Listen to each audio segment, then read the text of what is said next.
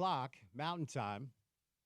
And our pregame coverage will begin with Porter Larson and Big Ike Asiata at 3 o'clock live at the ESPN 700 tailgate lot just south of Rice-Eccles Stadium. I was walking the dog up along the campus today. We walked past Rice-Eccles. They have the tailgate ready to roll. So hopefully you guys are going to join us up there. If you are at the tailgate, if you're there a little bit early, come on by. Say what's up to Porter. Say what's up to Big Isaac. And I will be stopping by as well at some point before going into the stadium to check out the game. So excited for this. It is here. You guys have made it. A lot to do on the program today. Pro football's 53-man roster. Deadline was yesterday. And so we talked a little bit about some of the locals that made teams, some of the locals that unfortunately got cut. Get into some of that on the program today. The U.S. Open second round is going on. Flushing Meadows in New York. Americans playing pretty well. Keep you up to date on that. It's a great tennis tournament for those of you that are into such things. Of course, an eye towards RSL on Saturday night. Coming up at 7:30 Mountain Time. Welcome in the New England Revolution after getting stomped last week by San Jose. A must-win, in my opinion, for RSL as they continue their chase in the Western Conference playoff race. Not a lot of official Jazz news, but we did get some broadcast news from the Utah Jazz today. Holly Rowe will no longer be a part of the Jazz broadcast booth with Bowler and Thurl. They're going to be a two-man booth this year. Holly's going to be asked to do some more in-depth interviews. And I'll just say this, that's what they should have done all along. They put her in a really tough spot. So I'm glad they found the seat for her that they should have found at the start. When Ryan Smith said Holly Rowe's going to be our Doris Burke, I almost puked.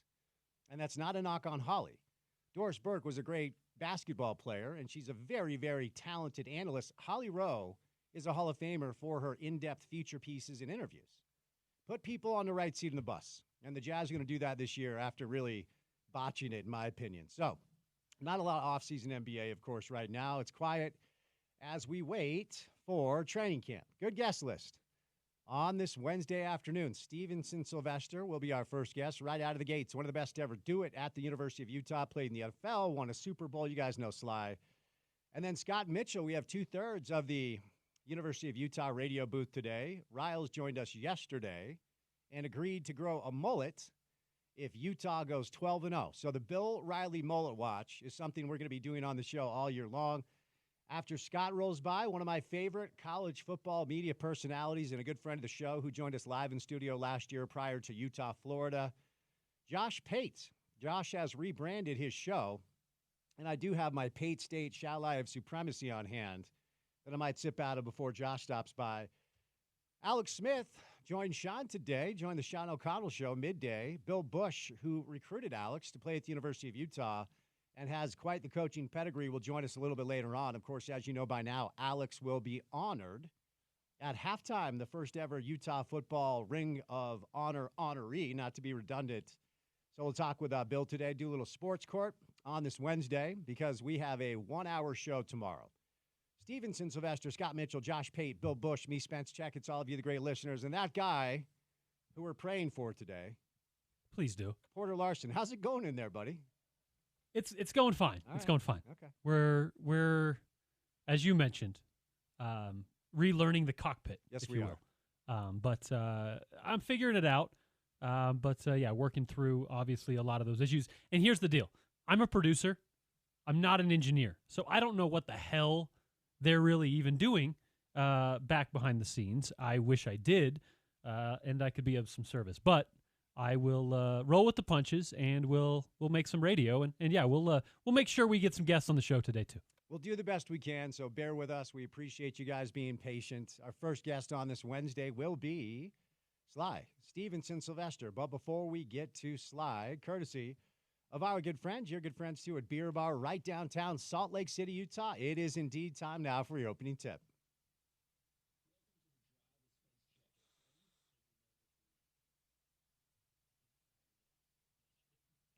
I couldn't hear a thing. My mic's still hot.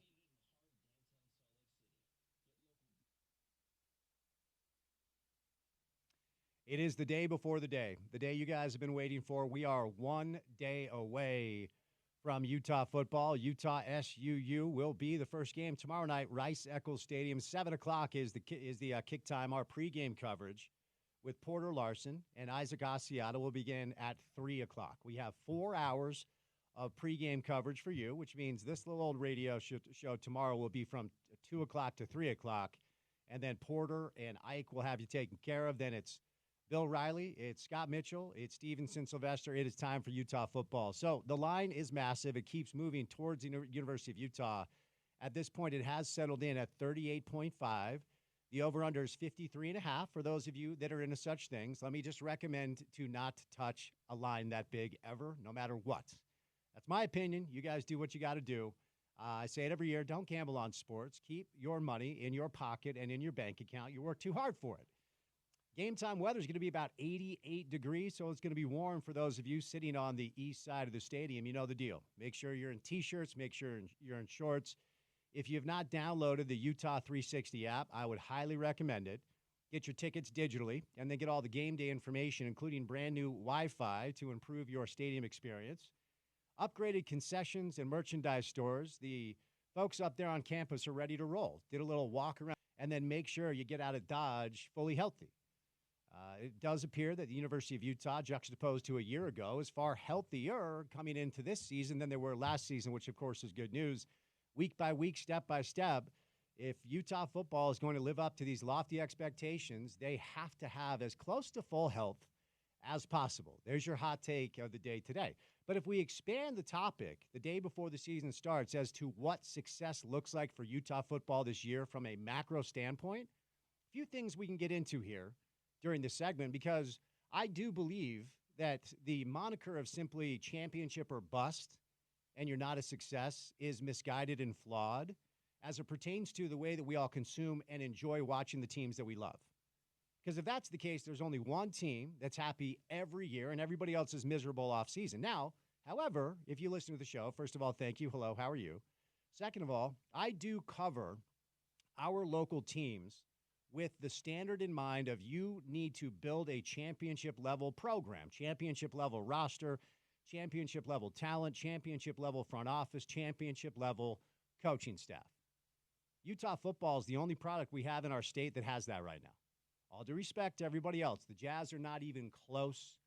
The Utah Hockey Club is closer, in my opinion, than the Jazz because they are probably in year 4 of like a 6-year plan rebuild.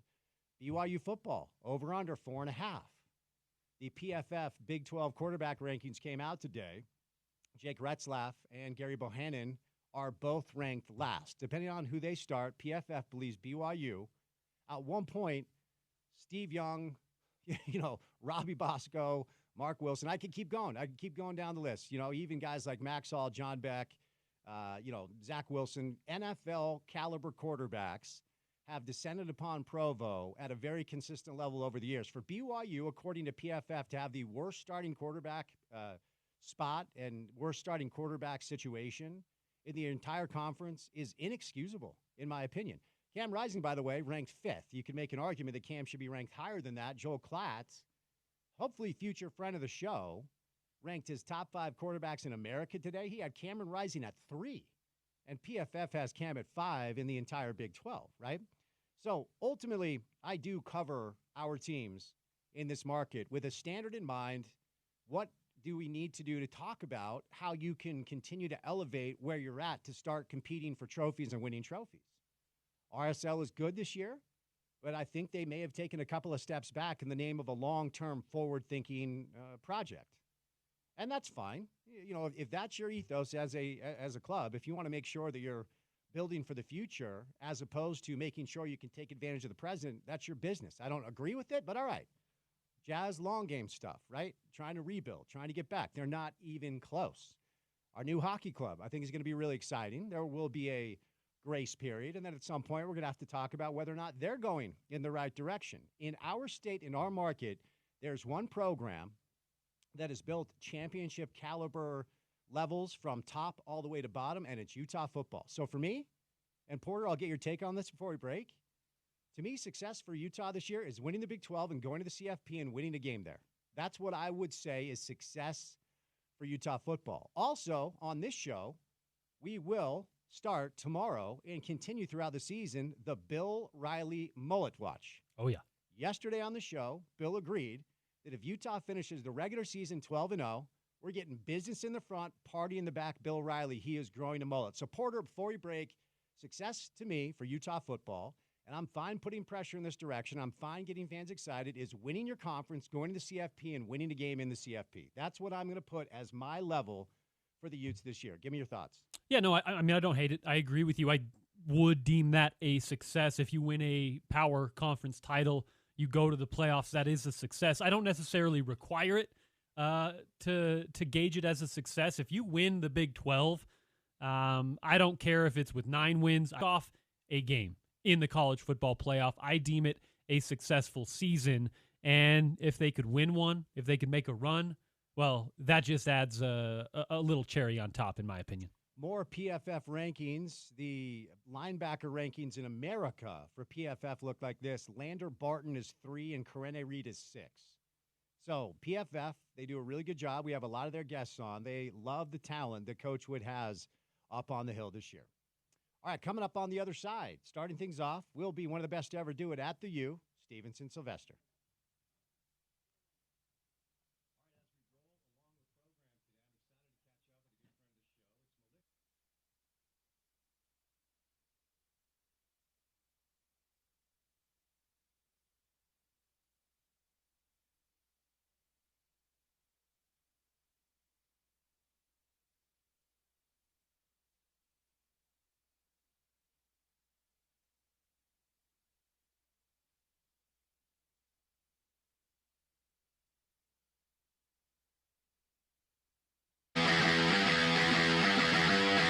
Jordan Noyes kicks it off. It's a high end-over-end kick, backpedaling and taking it. K.D. Nixon 2 yards deep into the end zone. Nixon trying to get to the outside, breaks a tackle, and then he's tripped up at about the 17.5-yard line. University of Utah covering that well, and it was Hayden Fury, the backup linebacker, that made the tackle. So USC will begin things with about an 83-yard field in front of them. And Scott, the guy we'll keep an eye on tonight, wears number 15. His name is Drake London, and he's the best wide receiver in the Pac-12, maybe the best wide receiver in college football.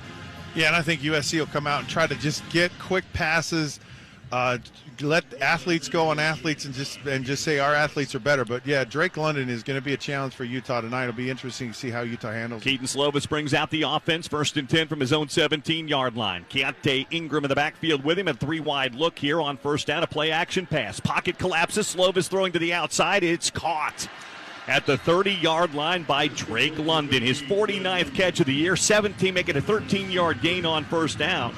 The pass rush was there. It didn't quite get home, and he completes the first pass of the game. Yeah, and they're kind of getting to Slovis quickly, but that's just too easy in a throw. It's one-on-one here, and then Drake London won that one-on-one. 1st and 10 at the 30-yard line. Turn and a give and a play-action roll. Firing to the outside. Flanker screen. That's Bryant. He's got it to the 40 and cut down at the 43-yard line. Gary Bryant, freshman who's having a terrific freshman year. They're going to go with some tempo now with USC. That's a 13-yard gain and another 1st down. And USC off to a good start throwing the football. Yeah, I mean, they go 20 yards here, 40 yards in a quick turnaround here. But those bubble screens, that's what was a problem for Utah last year in Salt Lake City, and they didn't handle it well on this first play. Trips to the left-hand side, a tight end and a tailback of the ball game. Utah with a 4-man down front, 5 now at the line of scrimmage for Utah. Slovis operates out of the shotgun. Keaton Slovis brings Drake London to the inside in the left slot.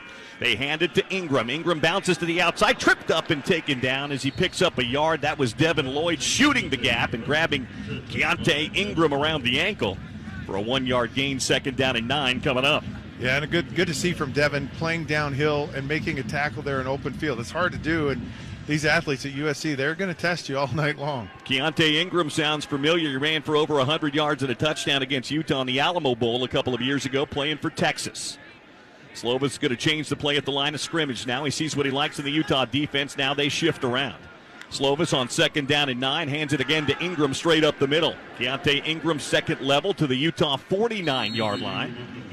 It'll be a gain of about 6 yards, maybe 7. It'll be 3rd down and 2 coming up here for USC. Yeah, and this is the money down. It did, no question, money down, but an interesting play there. Utah had everyone lined up on their right side, and then USC changed the play, and then Utah went away from it, and they ran right into where all the other players would have been. They should have stayed where they were. So 3rd down and 3 here. First 3rd down of the evening. Utah crowding the box. Slovis takes and gives on the fly sweep to Drake London, who's got first down yardage at the 45. He needed 3. He picked up 5. They do a little bit of everything with Drake London. That's a gain and a first down for USC to the Utah 45-yard line. Yeah, it's like a jet sweep without the jet part. He just kind of at the snap just takes it. And really all it is a normal sweep play to the outside, well blocked, well executed. Kind of a Cessna sweep more than a jet sweep right there. So first down and 10 USC as they have the ball in the opening drive. 12:24 to play here in the first quarter. First and 10 from the Utah 45-yard line. 4 wide look now for Slovis. Brings the receiver in tight. Hands it again, this time to Ingram. Stacked up at the line of scrimmage and driven back Keontae Ingram. They tried to spread Utah out that time, and Utah was ready. A 1-yard gain. Tackle right up in front by Devin Kaufusi. Yeah, and Utah is really stout against the run. You still have to honor that run, even though USC is going to throw the ball a lot. 2nd down and 9. They empty the backfield now. Keaton Slovis stands by himself with a 5-wide look from the Utah 44. Now he changes the play with 15 on the play clock. Utah with 7 at the line of scrimmage. Now they dump out of it. Blitz off the edge, thrown to the outside. They've got London, and he'll be wrapped up and taken down for no gain at the 44-yard line. That was a great read on the outside. Who was that, Fabian Marks? Yeah, it was. Fabian had the initial. He nearly got to that football before London did. Yeah, and this is something clearly Utah's worked on. They knew USC was going to try this. Great execution. You got to be aggressive on that play, and the corners and the linebackers did a great job. 3rd down and 9 from the Utah 44. Utah showing pressure. Here come the safeties.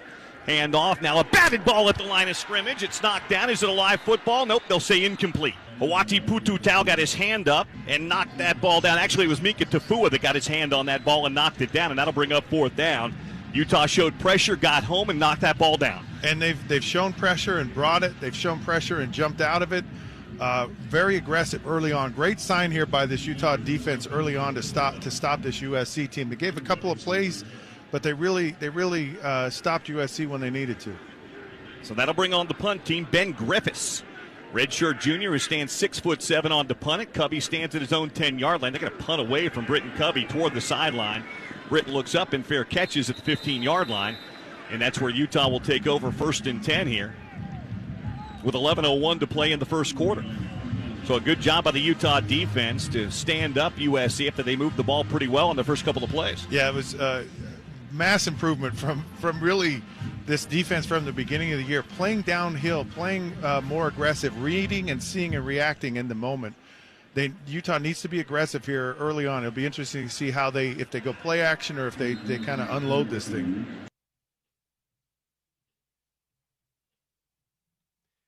It is the day before the day. We're almost there. You guys have waited for a long, long time. College football fans are lunatics, and I say that with all the love in my heart because you wait for the year, and we only get 12 of these things, man, so let's enjoy it. It is the day before the day, and our next guest, one of the best to ever do it, at the University of Utah, a member of our broadcast team, and kind enough to give us some time from time to time on this show, Sly Stevenson Sylvester, on a Wednesday. Happy Wednesday, Sly. How we doing? Happy Wednesday, Spence, and 12 games if you're not that good. But, we got college football playoffs, extending your college football experience, and this year's looking like we could have 13, 14 games. Yep, and that's certainly something that we've been talking about on this show. So I want to get to a macro take from you. But before we get there, let's talk about Utah football in a vacuum tomorrow against SUU as 38.5-point favorites. What does success, Sly, look like tomorrow night for the Utes? It's a lot of different things. I know our opponent is Southern Utah, so you take that with a grain of salt. There's a reason why there's a 30-plus point spread on that matchup. When we played them a couple years ago, it was a 70-point outbreak that we put onto the board, and that's kind of what I'm expecting. With this roster, with what we have at our disposal, quarterback, backup quarterback, even third-string quarterback, we should see fireworks no matter who's on the field. Backup running back, backup receivers. We are loaded at all positions to be able to explode. There shouldn't be much. I mean, the things that I'm looking for are things that are going to help us, down the road, right? One thing, and I say points, and it's why I started with that, is because I want these guys to all get familiar with putting the ball in the end zone or through the uprights in a Utah uniform. All these new guys like Dorian Singer, Damian Alford, uh, um, uh, the new guy, tight end Carson Ryan. A lot of these guys haven't had a Utah uniform on, so I want them to get used to getting into the end zone in a Utah uniform and scoring points and building that chemistry with Cam. Those things are very, very important. So I expect us to kind of air it out because those are the things that we're going to need during the season. I know the running game is going to be of high importance always in a Coach Whittingham system, but I think getting the continuity and chemistry and timing back on offense is going to be key. So Trevor Sikkema, who's a friend of this show and stops by from time to time, does the NFL draft rankings for Pro Football Focus. He just released his NFL draft linebacker rankings for this class. He has Lander Barton number 3 in the country and Karene Reed number 6 in the entire country as far as draft prospects go. You played the position. Tell Ute fans what to expect from these two elite linebackers this year. Well, one thing is these guys have been playing together for now. This would be like the third year, and so they got chemistry. You know, Crane Reed was fortunate enough to play behind Devin Lloyd and Nephi Sewell and learn from those guys. And you know, I just remember how much they said that he was a sponge. They said that him and Cole Bishop were just the literal sponges, just the exact guys you wanted. And when Karene Reed was a freshman, I just remember him coming in and making that interception when he had to step in for Nephi. And so he's been up to the challenge the entire time, and we know the talent that Lander Barton is. And these guys got chemistry. They were playing so well before Lander Barton got injured last year, and Lavani Damuni had to step in. And so I expect them to fire on all cylinders. They got a great personality in that room to where they can work together, and their communication. I absolutely love it. You know, especially watching that UCLA game last year, the linebacker communication was just absolutely off the charts. And I think these guys are great. They got young guys behind them that are pushing them and expecting the best out of them. So I just think that this is going to be an awesome year for the linebacker room. So as we pan back, and we started the show with this, as it pertains to what success looks like for Utah football this year, period, I said, you know, I oftentimes, you know, not oftentimes, I cover our products here locally with the standard in mind of, are you championship caliber? Now, having said that, I don't necessarily speak of macro seasons as championship or bust.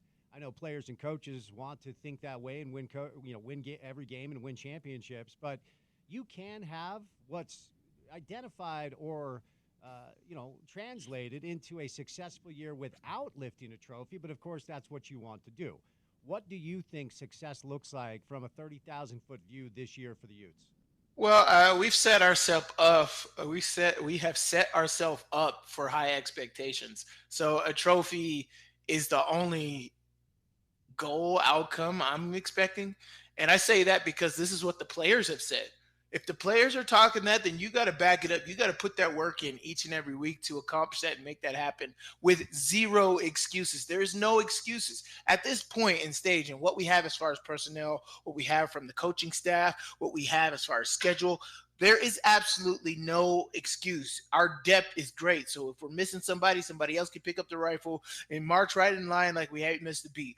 We are set up for success. If you don't get a trophy this year, Big 12 championship, national championship, I would think that that's a failure. And that's coming from what the players have said this entire offseason, what they've said during this training camp and heading into the season. They've set high expectations for themselves. I have high expectations as an alumni and as a fan right now. And, I only expect the best from my team, and especially when we have such framework, from the coaching staff, from the administration to the players, all the way down to the equipment room and the recruiting department. We have so much stuff in place, experience in place, that we should be the best team, if not one of the best teams in the entire country. So I say hardware or nothing. How much should we expect from Cam Rising right out of the gates? I mean, it will be, Sly. Tomorrow will mark 606 days between games. 606 days between games. So, again, I don't want to be disparaging about SUU, but the line is what it is. It's 38.5. And Kyle and Morgan and Andy and all the coaches can hammer it into the players' heads. We don't overlook anybody, but then they leave practice and then they pull out their phones and they see what we all see, that they're expected to roll tomorrow. So right out of the gates, what will you be looking for from Cam tomorrow, 606 days from his last game? Well, after Cam gave us the runaround last year, I'm going to be ready or I'm going to play. And then lo and behold, late in the season, I'm not playing. I expect him to be full go. He's been 100% since the start of the offseason. He's been doing all the drills and training. He should not miss a beat. As far as that game time experience, he's literally playing against one of the best defenses in the country every single day in practice, first team or second team. They hold themselves up really well. So I expect him to do well. I expect him to lead this offense. What I'm really looking forward to him is command at the line of scrimmage. When you see Peyton Manning, you see Tom Brady, you see these guys who have command of their Aaron Rodgers. Like, I love the little bits where he's talking about, oh, that guy's not coming. I know you're not coming, so get out of here. Like, I love stuff like that. I want Cam Rising. What I'm expecting to see tomorrow night is command at the line of scrimmage. Make sure all your guys are lined up. You're taking advantage of the play clock. You're making sure everybody's aligned up, and you're efficient every single play, whether you're running the ball or you're passing the ball. I remember last season they were talking about how Cam will have the ability to make audibles at the line of scrimmage. If he's 600 days out, he's had plenty of time to learn this offense to be able to make those type of adjustments. I'm expecting that type of Cam Rising. Right now I'm not expecting any type of fall off. Rust, not really expecting that either. I think he should be firing on all cylinders tomorrow and put the nation on notice that Utah is coming. Utah is here, and we should be putting up 60, 70, almost 80 points tomorrow night. Let me go back to what I said about the players because we know what Kyle says, and we know what the coaches say about we don't overlook any opponent. And then the dynamic of being 18, 19, 20 years old. I mean, ultimately, you are going to look you're going to look on social media. You're going to look online. You're going to see that you're massive favorites. You know who you're playing. So the day before a game like this, and look, these kind of games can get loose. We've seen plenty of examples of this. But, upsets happen in college football all the time. What's the mentality of a player when the narrative around a game is you should go roll no matter what? Well, I think there's a difference in the first game of the season versus like the 7th, 8th game of the season. And the excitement of the off season, all the talk, all of the atmosphere that has been presented this entire offseason, ever since the season ended last year with the offseason moves, the offseason additions to this team. There's been so much excitement. It's kind of just like, let me go. Let me go. And that's what I think is going to be happening tomorrow. So I don't think there's going to be any type of fall off tomorrow. Tomorrow is not the day for that. You would look for like a Utah State game or a game down the road for something like that. But the game, I think these guys are just so excited to beat somebody else up besides themselves that there should be no drop off. There should be a lot of excitement right out of the gate. Defensive excitement. Expect 3 or 4 turnovers in the first 2 quarters alone on defense. These guys are going to be flying around, not just interceptions, but they're going to be hitting people so hard that people are just going to fumble when they see somebody. So I'm expecting a lot of excitement out of this team tomorrow, right out of the gates. Is there a best case scenario when we could see Isaac Wilson under center? Do you want that after you want to see Cam for one half? Is that it? And then Isaac takes the second half reps? Like what? If it all goes to script, when may we see Isaac? Well, everything is about momentum and building chemistry and building, repetition, right? You don't want to bench Cam Rising in the first half. You got to see him at least into the third quarter so he knows what it's going to be to start a game in the first half and start a third quarter, right? Because building up to understand your endurance throughout an entire game is very hard to duplicate in practice, very hard to simulate in other aspects. There's nothing like a game. And that's why, across football, universally, it's always football atmosphere or game time atmosphere. So for me, you're not going to see Isaac Wilson till about the third quarter. probably early in the third. You just want to get Cam Rising at least a series or two into that third quarter to know what the transition out of halftime is going to be like. And then I think at that point, we'll probably have 40-something points on the board. See, I'm talking bold. This is me prophesizing here. Hopefully, we have that many points up on the board at that time, and we're just making it happen. And Cam Rising can come out after that first series in the third quarter. And I tell you what, Isaac Wilson, he's going to light it up because that guy plays with a lot of energy each and every week. I was listening to Nick Saban this week talk about how you actually can learn a lot about the contenders week one, regardless of opponent, because Saban's team, and you know this, you played them, you beat them. Saban's team, Kirby Smart's team, the elite coaches in college football, their teams are ready to go right out of the gates. Now, it's a long season, and certainly there will be ebbs and flows, and certainly good teams will stub their toes. That's Florida State. It's already happened. But what indicates right out of the gates, regardless of the opponent, that a contending team is locked in right away? And attendant to the question, what would you be looking for tomorrow night that would indicate maybe, there are some issues that need to be ironed out? I'm expecting, and actually I want to have mental mistakes. Sorry. Mental mistakes tomorrow. A couple false starts. I don't want holding penalties. That's something that you don't need to have. But alignment issues, a couple delayed games. I'm expecting stuff like that tomorrow because it's your first real spot at a game time operation, and so I'm expecting something like that. But things that you would look forward to is just excitement and focus, attention to detail, running to the football, right? Like when you see Jalen Glover break for a big 12-15 yard run, who's also running down the field to help block or pick him up right after so they can get back to the line of scrimmage. Things I'm looking for is what is Andy Ludwig's mentality? How is he going to attack with all the weapons that we have? How is he going to attack? I know we got Southern Utah tomorrow, but tomorrow is no better time to practice what the heck we got going on during the season.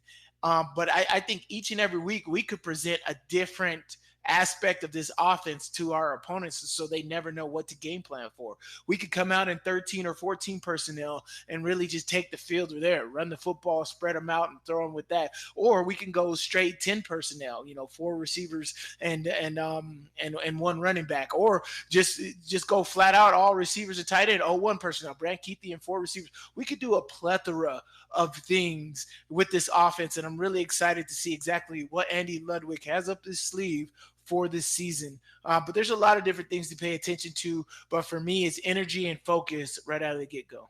Utah 15-4 in opening games under Coach Witt. The only home loss happened in 2020 to USC, 33-17.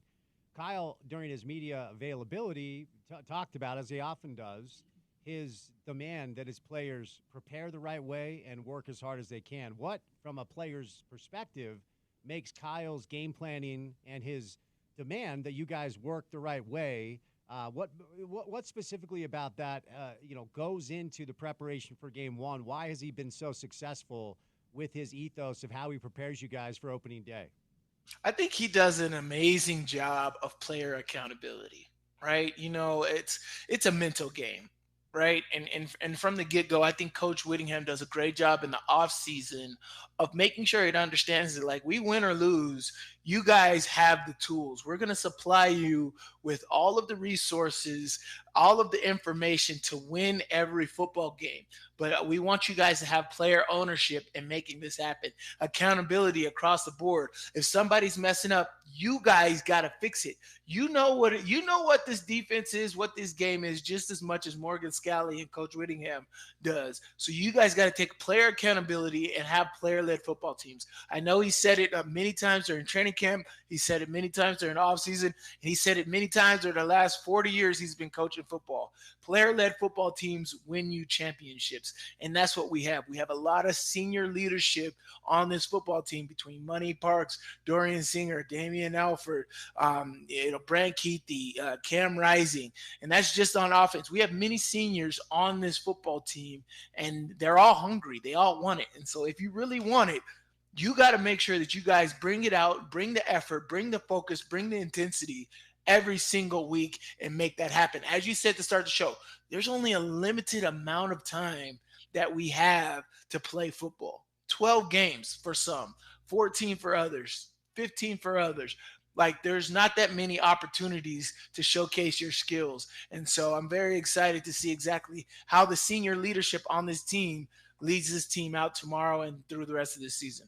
All right, Sly, before I set you loose, I talked about this yesterday because I was listening to Joel Klatt and his podcast, and he was talking about how, and he loves Utah, but he was talking about how in the Pac-12, Utah was an outlier because they were the bully on the block. More often than not, you went into a game with Utah, they were going to be the more physical team than their opponents in the in the Pac-12. But his assertion is in the Big 12, Utah's physicality is not nearly as much of an outlier because of teams like K-State and Iowa State and Oklahoma State and some of these other teams that like to play big physical football. Do you agree with that assertion, or do you feel like Utah's physicality and their just brute force continues to set them apart in this new conference?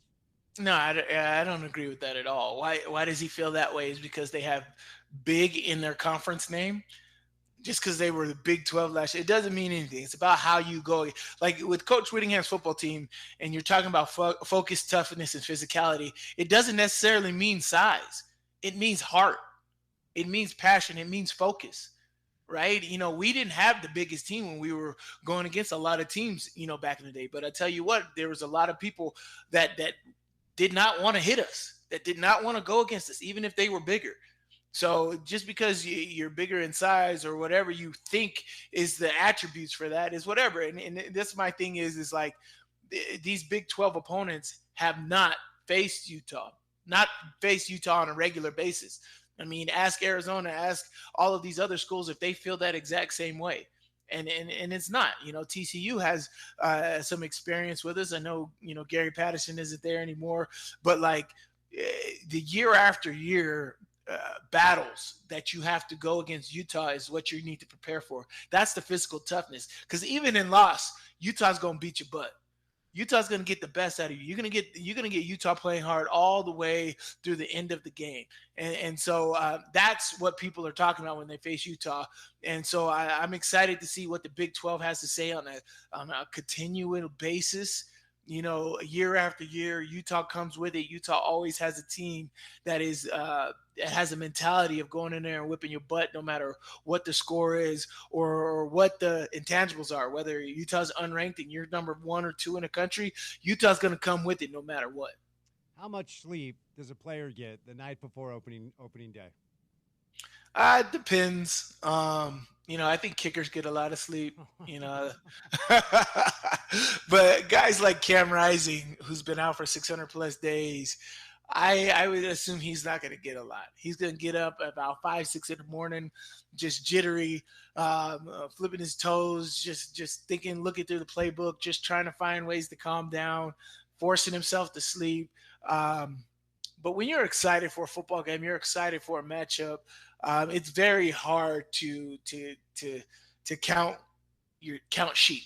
It's very hard to sleep and make that happen. So you got to get your sleep other days in the week, and just know that come game day, if it's not a familiar time, like a familiar opponent where you're worried about anything, there's just a lot of people like Ben Roethlisberger. I think he sleeps well every single time. This guy is not fazed by anything. And that's just the confidence that he has going every single day of the week into any opponent, whether it was the Super Bowl or whether it was the opening weekend. And so I think that goes a long way. So, but it's different for everybody, every player positionally, what they're going to match up is going to have to be. For me, when I had to bang heads against old linemen, chase running backs and tight ends and be physical every play, I didn't sleep much because I'm like, okay, what am I going to expect? What am I going to see? But for like receivers, I think the receivers sleep well. I think it's positionally focused with the sleep. All right, Sly. Well, it's finally here, man. Day before the day. Appreciate your time. You get some sleep tonight, and good luck on the broadcast tomorrow, okay? Thanks, Spence. Talk to you soon. All right, Stevenson Sylvester, one of the best to ever do it at the University of Utah. 1 hour down, 3 hours to go. Scott Mitchell will join us coming up next, and we move over to Josh Pate after that. Before we catch a break, I want to tell you about my good friends at Advanced Window Products. Now, it's Nate Orchard, the continuous mayor of Sac Lake City with 18.5 sacks in 1 year, and Jake Weber as well. These are great people. When you choose a business, you choose the people. Choose local. They've been here for basically 40 years, and they care about our community. There's a football special going on right now. You can save $2,500 off a purchase of 10 windows or more. $2,500 off 10 windows or more. It's an awesome deal. So give them a call at 801-850-9100. That's 801-850-9100. Beat the rush and order today from their factory to your front door in 8 weeks or less. So if you need windows now, don't waste any time and call them. But if you anticipate maybe buying or selling a home in the next couple of months, call them today to get on their schedule so you can lock in that football special of saving $2,500 off a purchase of 10 windows or more. It's Advanced Window Products at 801-850-9100. That's 801-850-9100.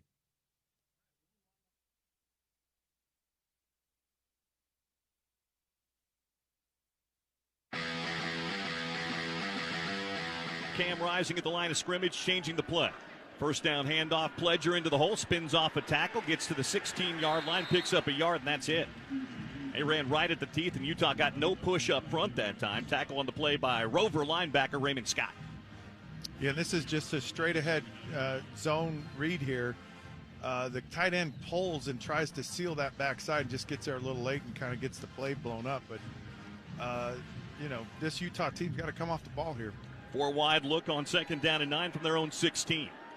USC with 4 at the line of scrimmage, 7 in the box. Play action, flanker screen thrown out into the flat to Britton Covey. He's got it at the 20 and spun down. That's Brant Keithy, actually, who came up with that grab. We're a distance away from the field. The 8s and the 0s get mixed up. Keithy picks up about 4 on the play. 3rd down and 5 coming up. Seeing a better job of 2nd down. Utah's shown so much run on 2nd down. And this is a high percentage play. It's almost like a running play still. And now they're in a manageable 3rd down. 4 wide look on 3rd down and 5 from the Utah 20. They bring Keithy into the left slot. Cam backpedals, looks, fires outside, caught, complete to the outside, but taken down after a 1-yard gain. Mekhi Bernard out of the backfield. USC strung that out, used that athleticism and their speed to get there, and Utah's going to have to punt on a 3 and out. Yeah, and Cam's got to make a better throw there. He threw it a little bit behind Bernard. He gets it to him in stride.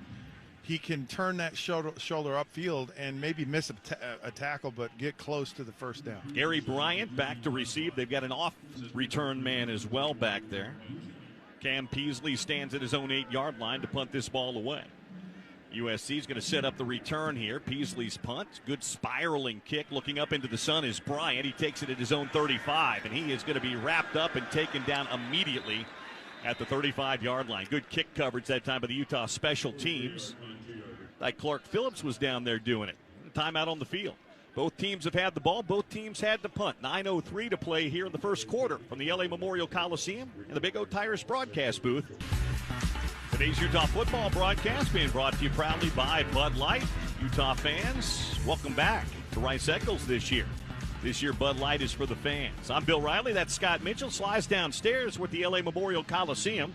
9:03 to play first quarter. 0-0 our score. Both teams had the ball once. SC moved it to midfield, had to punt.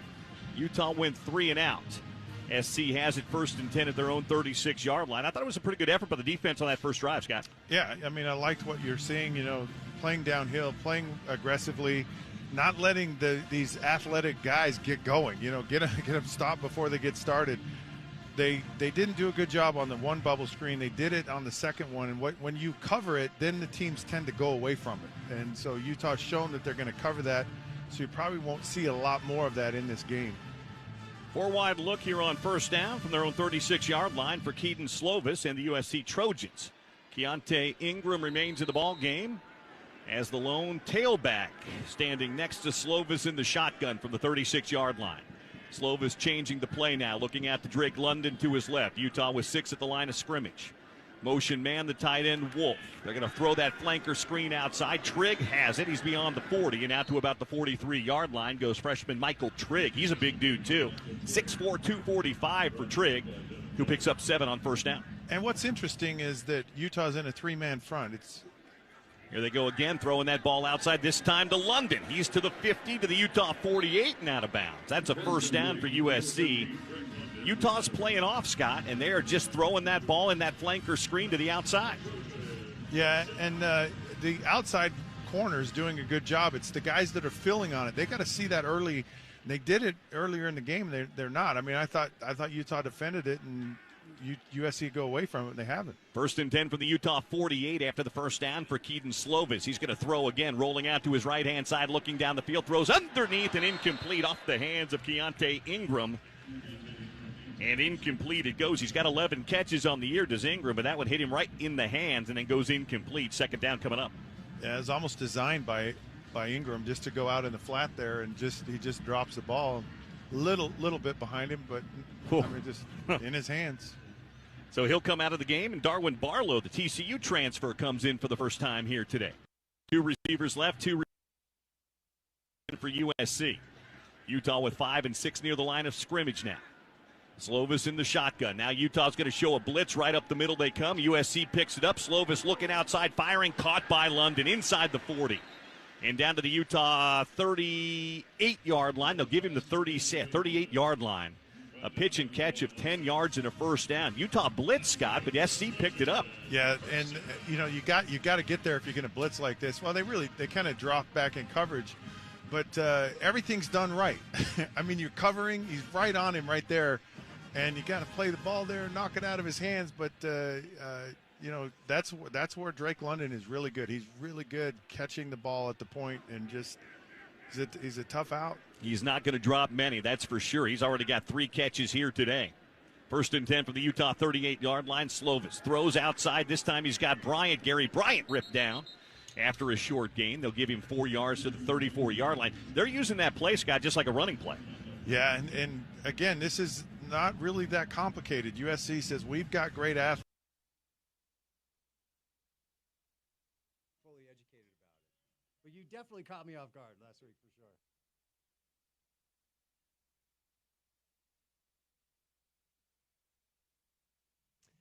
All right, one of my favorite college football media personalities will stop by. Josh Pate coming up in just a little bit. So stay tuned for that. We also have Bill Bush, who recruited Alex Smith to play at the University of Utah.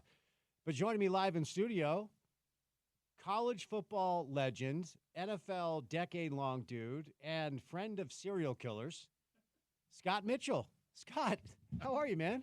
I'm doing amazing. I figured the only way I was going to get on the airwaves is if I came in, because I've been trying all week, and it's like I guess technology is just, I don't know, it's outpaced the show here, or Sure. the program. Anyway, so really good to be here. I hope I didn't throw you off last week. Oh, you absolutely did. Let's Well, be very okay, I'm clear. glad. Yeah, I'm yeah. glad about that. No, We're and good. the good news is we have brand new equipment. The bad Right. news is we're all learning how to use new equipment. You know what I mean? So it is going to be a work in progress, but I appreciate you coming in. No, I'm glad to be here. So just to reset, a week ago, you joined the show en route to Vegas to Yes. record a crime podcast about your childhood friend, Chad Daybell, who killed his wife and kids.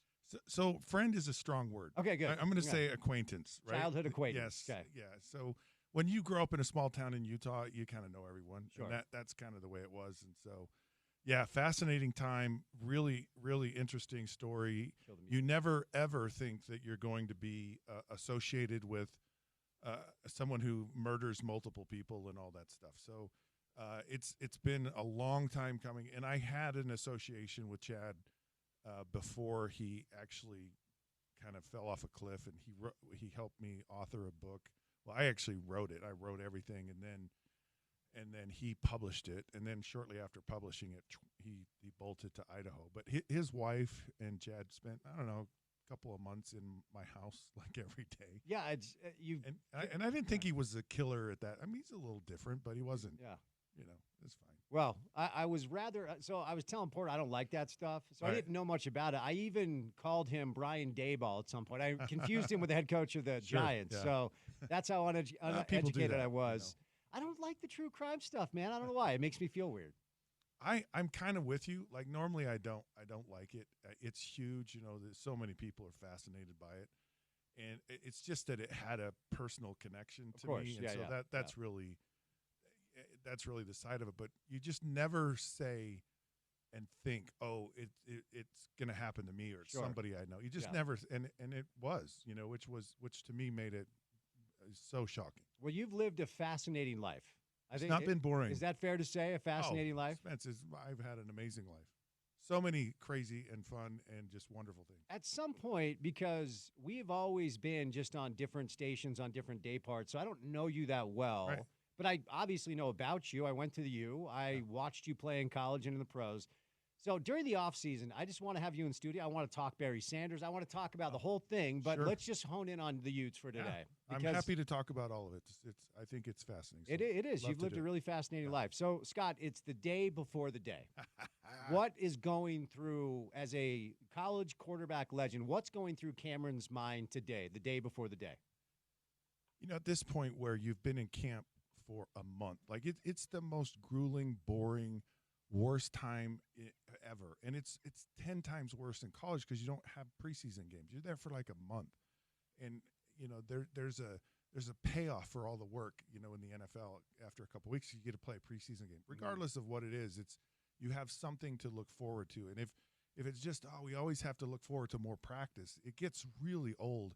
And for Cam, a guy who had to sit out, for as long as he did, and not only this year, but he's had to do it at other times in his career. When he transferred, he had to sit out that year, and then he got injured in the COVID year, and then he wasn't the starter, and he had to sit out those first 3 games. So he has a tremendous amount of patience. But for him right now, I guarantee you, he is just so excited to get this season started. It's just so the season just gets fun. It gets meaningful, and when you're a guy who's kind of culminating the end of your career at Utah, I mean, maybe he could come back for another year, but more than likely he won't. It's just, you just want to get out there and you just want to play, especially with the way this season is, the opportunity to go to the college football place. Because you hear them, that's all they talk about. Like, they're aware of it, and he's aware of it. So that's on his mind. Just, man, let's get this thing going. And I don't think it matters who the opponent is. I don't think it, whatever it is. It's just, I just want to get out there and play. You had experience coming back from injuries, right? So it will be 606 days, Scott, between games for Cam from the Rose Bowl to tomorrow. What do you think that process has been like? Give us some insight into how you come back from an injury and how you're ready to go when it's been that long. Well, I never really thought he was ever going to come back last year. That whole thing was weird, and it just got weirder and weirder as it went on. And I know as an athlete you're dumb, and especially when you're young, and so you think you can do anything. You think you can come back faster than anyone ever did, and you really push things. And I would venture to say I'll bet he pushed it too hard, and probably set himself back. I know that happened with Brant Keithy, because Brant should have played last year just from the timing of his injury, because it was really early on the year before. And so if you're Cam, there's this whole process. There's this mental side of things, and I really think it's more the mental side of it than it is the physical when you get injured, because you're like, you as an athlete feel like you're Superman, like you nothing, and then all of a sudden you get injured and you go, oh well, maybe I'm not. I'm now human, and then you're just in the back of your mind, is it going to happen again? Am I fully healthy? Watching him in the spring, it's the healthiest I've seen him. The thing that jumped off the page to me was his arm strength, like stronger than I've seen it. And he was making throws, and those are good throws. Those are big time throws right there. And so the physical side of it looks really good. And it's just, can I take a hit? Because Cam's game is like, he likes to move around. I know they're like not designing running plays for him.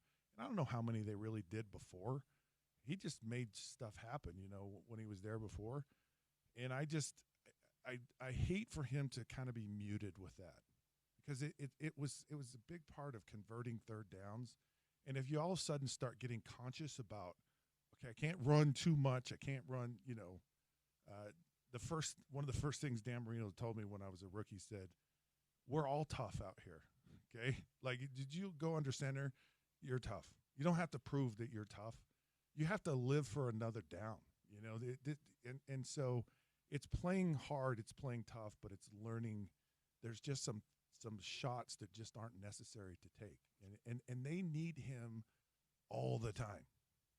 Scott Mitchell is live in studio, and excuse me, we are on YouTube, and Scott's face is on our YouTube channel right now. So if you don't know what Scott looks like, log on to YouTube right now. We have 6 people watching, Scott, so we have a large audience right now. Is this recorded? Because I'm not even sure how I look. You look great. You look good. It's a nice, what is that, a teal golf shirt? Yeah. Are you a golfer, by the way? Are you kidding? You like to golf? Oh, we're gonna be thick as thieves then if you like to golf. What's your index? It's not good now. I had some back issues and I had 2 knee surgeries when I retired from the NFL. So I lived in Orlando. Right. I had a golf cart in my garage with my golf clubs attached. So I actually, my goal was to get really good at golf and then make the senior tour when I was 50. You wanted to play on the Champions Tour, huh? So Champions Tour. And I got really good. I was like a scratch golfer. Were you really? Yeah, I was really good. And it was fun, and really fun. But then it became like a job, and it's not why I like golf. Yeah. And then I got my kids, so I play golf with my kids, and it's just so fun, and they're really good now, so it's fun, so I just go play and have a good time. Where do you like to play these days around here? I was in a country club when I lived in, and I love that. Yeah. And when I moved to Utah, I wasn't really close to one, and the closest one was Riverside. Okay. Because I moved to Utah County. I'm a Utah guy. I can't go, it's like BYU's home turf, it just felt weird. And so I haven't really lived anywhere close, so I just kind of go all over. Okay. And there's a lot of pretty decent, courses. 100%. I grew up. You can catch me at Bonneville every weekend. Right. I grew up in Springville, so Hobble Creek was where I learned how to play golf. And love Hobble Creek. And Billy Casper was my neighbor.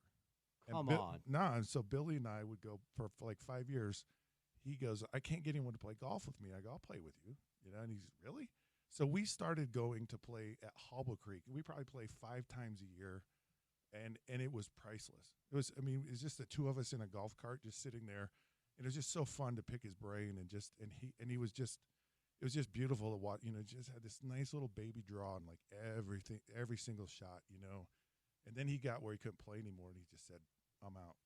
And that was kind of a sad time, but man, I loved doing that with him. That's excellent. Scott Mitchell live in studio. We now have 11 people watching us on YouTube, so let's not get nervous. Almost doubled the audience. Yeah, that's all we had to do. Go to YouTube to see what Scott's looking like today. He looks very handsome.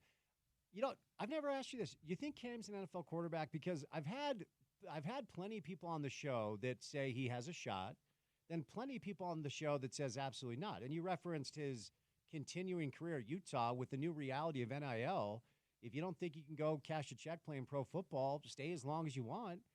I think this is it for him. I believe that last year of eligibility is actually not a thing. I don't think he has a choice. Do you think he can play next level as a guy like you who did? Oh, it's really hard to say, and it's hard to like. You look at a guy like Gardner Minshew, who was at Washington State, and he just threw the heck out of the ball, right? And so he really understood a lot of pro concepts, and I don't know how exposed Cam has really been to that. And a lot of it is just being able to decipher things quickly. Tyler Huntley, who has been in the NFL for a short period of time, I would say Cam Rising has a better shot at being a guy that sticks in the NFL. Oh, than interesting. Tyler Huntley. Okay, he'll be a developmental guy. He may be on someone's practice squad for a few years, and you don't know how guys develop as they go forward. There's some guys you just go, oh man, surefire thing, and they can't grasp. It's just a different world, and it's about processing information quickly. And some guys can do it, and like a guy like Gardner Minshew, he could do it, and he can do it. But you would never look at him and go, oh, that's it's a pro prospect. And of all the positions in the NFL, none of it has to do with athleticism at quarterback. It just doesn't. It's can you make a decision and throw a ball accurately? It's just about when you throw it and where you throw it in the NFL. It's not about how hard you throw it. It's so much about being able to do that and just understanding things and processing information quickly. And I saw a guy who was an unbelievable athlete, Achilles Smith, and he just couldn't like you're just like he was terrible. In practice, he looked like a god, but in the game, he just couldn't process it. It's funny how that works, right? I guess that's why the term gamer exists. I don't want to make you nervous. We have 19 people watching us now. Whew. So just deep breaths. I do better okay? with the crowd, just so you know. Okay. I like, man, bring it on. Okay, fair enough. Yeah. So on YouTube, Scott Mitchell live in studio.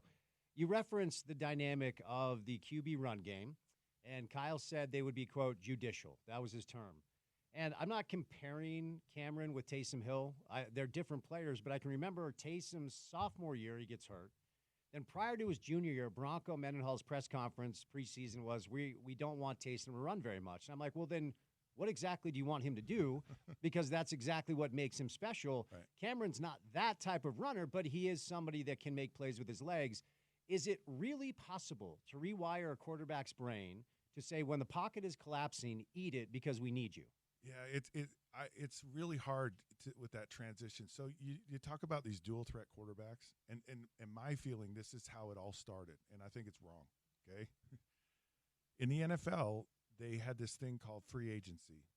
So you couldn't take a player like me who got drafted by the Miami Dolphins, and they were grooming me to eventually take over for Dan Marino. Well, they groomed me for 4 years, and then free agency happened, and I was gone. And so now, after that, they just said, we're throwing these guys in. We don't want to develop them for somebody else. And then all of a sudden, after 3 or 4 years, we finally get it's like they either sink or swim.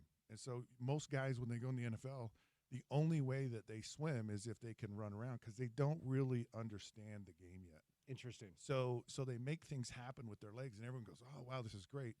But then defenses go, how you beat these dual threat quarterbacks, you make them sit in the pocket and throw the football. So in the NFL, you look at every Super Bowl champion team, the quarterback has to make the throws, and teams are going to make you do it. And the guys that you look at Eli Manning, and he made these throws, and when he had to make them, and you could go across the board, anyone. And so dual threat quarterbacks are just I don't think it's I think it's dumb. I don't think it's valid, but it's lazy, and it's easy to do in college football because you never account for the quarterback in the run game. So you're always going to have that option, but it's the guy that can make the transition of sitting in the pocket, reading a defense, and throwing. And sometimes it's understanding how to move in the pocket and still assess the defense and throw the ball down the field. And so at Taysom Hill, I was told this by people who know because they coached him, and they said he couldn't. It was like if that guy wasn't open, I'm Tuck running. and run, yeah. And it was all, and he couldn't get past that. Yeah. And I've seen some guys, Steve Young, who got past it. But the only reason I think he got past it is because he had to sit back. You know, he wasn't in Tampa anymore. He went to, like, if you're going to go to a place and learn how to play quarterback in the NFL at that time, there's no better place than the 49ers. And he saw Montana, and he was coached. And he still had a hard time with it when he first started to play. Steve McNair is a guy who was able to make that transition. I'm not convinced yet of a guy like Jalen Hurts. He's kind of made like he made huge leaps as far as I was concerned because I never thought he would be able to consistently throw. If you're going to be a quarterback and you want to go to the highest level, you have to make all of the throws. And by all the throws, it's that line shot down the field.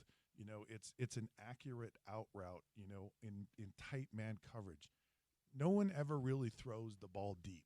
Like, you just don't have that much time. The only time you have is like a Hail Mary at halftime, you know, and then you can throw it 50, 60 yards, but you're just never, you know, it's being able to hit slant routes on the go or just feeling a guy, you know, on a deep breaking in route, or because some teams they'll challenge you to throw the ball downfield, being able to throw a deep out route, deep comeback, 15, 18 yards down the field. And if you can't do that, teams go, they'll make you do it.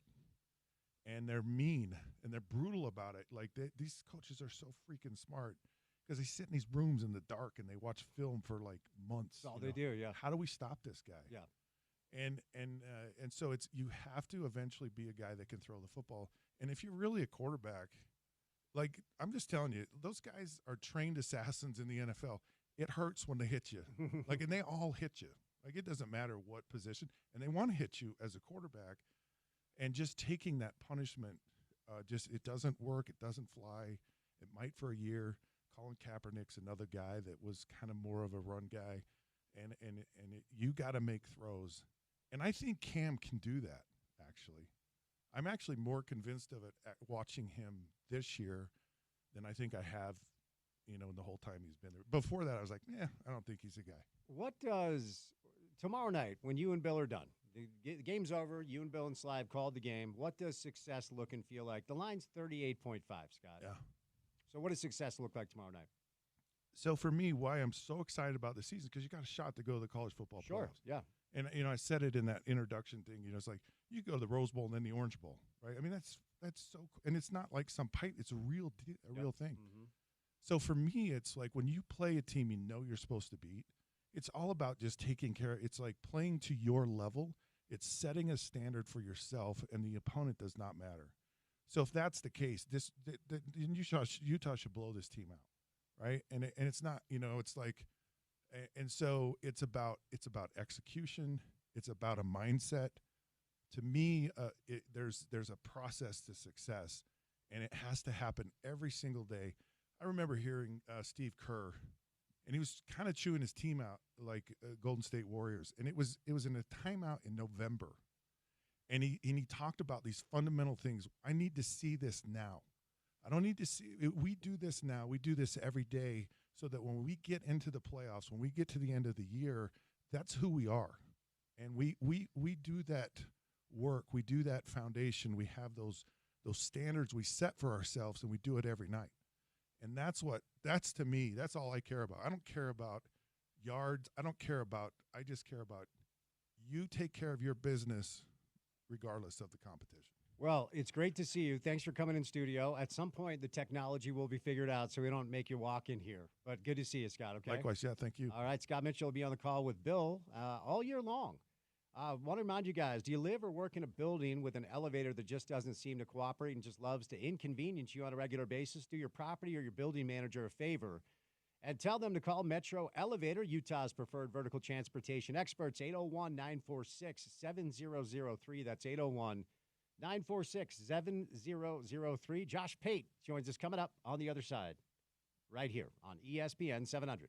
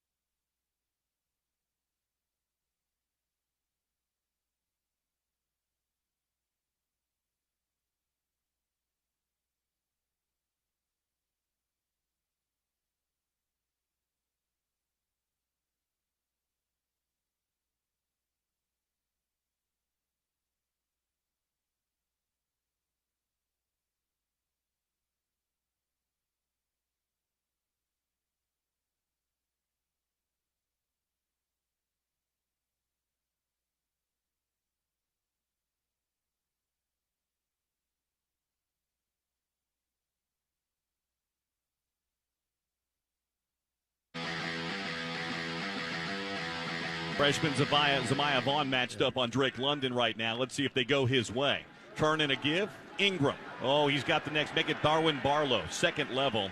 And all the way down to the Utah 26-yard line. That's going to be another USC first down. He needed 6. He picked up 7. And they've got another good drive going here just outside the red zone at the 26-yard line. Yeah, and all this is it's just kind of nickel and dime you, and this is where Keaton Slovis is at his best, and Utah's just got to play this a little bit more stout on these throws. Vaughn matched up again with Drake London. Here's that area of the field where they like to throw jump balls to him. They'll shade a safety his way on 1st and 10 from the Utah 26-yard line. Slovis going to look to the sideline now, change the play as he gets it in from Graham Harrell. Barlow moves to his right-hand side. Utah showing pressure, and here they come. Handoff Barlow into the hole, jump cut, just past the 25 and down to about the 22. They're pushing the pile. It's still going inside the 20. and all the way down to the 18-yard line. He was stopped at the 23, and they pushed him forward for 5 more yards. And that's going to be second down and short now for USC. They'll go with tempo now. No subs on the field. They'll snap the ball and hand it again to Barlow straight ahead to the 15, down to the 14-yard line, and that's good for a first down. And they're in the red zone now and in business as USC, and they're not subbing here. They're going with tempo. Utah having to shuffle guys in and out pretty quickly here. As Slovis doesn't huddle up, he just looks to the sideline. First down and 10 USC. Clock running, 5:37 to play here in the first quarter. Scoreless for now. SC threatening right now. Barlow in the backfield. Tight end and 3 wide receivers here for USC. Now they shift into the pistol formation. Slovis now changing the play, turns around and tells Barlow. Takes the snap, turns and gives. Barlow straight ahead to the 10 and falls down right there after a 4-yard gain. Boy, if he kept his footing there, he might still be running. Well, Utah's gone to a 3-man front. So they're like a 3-3, 3 linemen, 3 linebackers, and they had Devin Lloyd as an end. So it's kind of that, it was kind of what BYU did against Utah early on in the season. And it's kind of designed to, stop the run but also stop the pass, but it's more susceptible to the run. Keep an eye on the jump ball to London here. First to make it second down from the 10-yard line of Utah. Slovis moves a man in motion across the formation. Takes the snap and drops to pass. Looking toward the corner of the end zone. Throws in the flat to Washington instead, and he's wrapped up and taken down behind the line of scrimmage.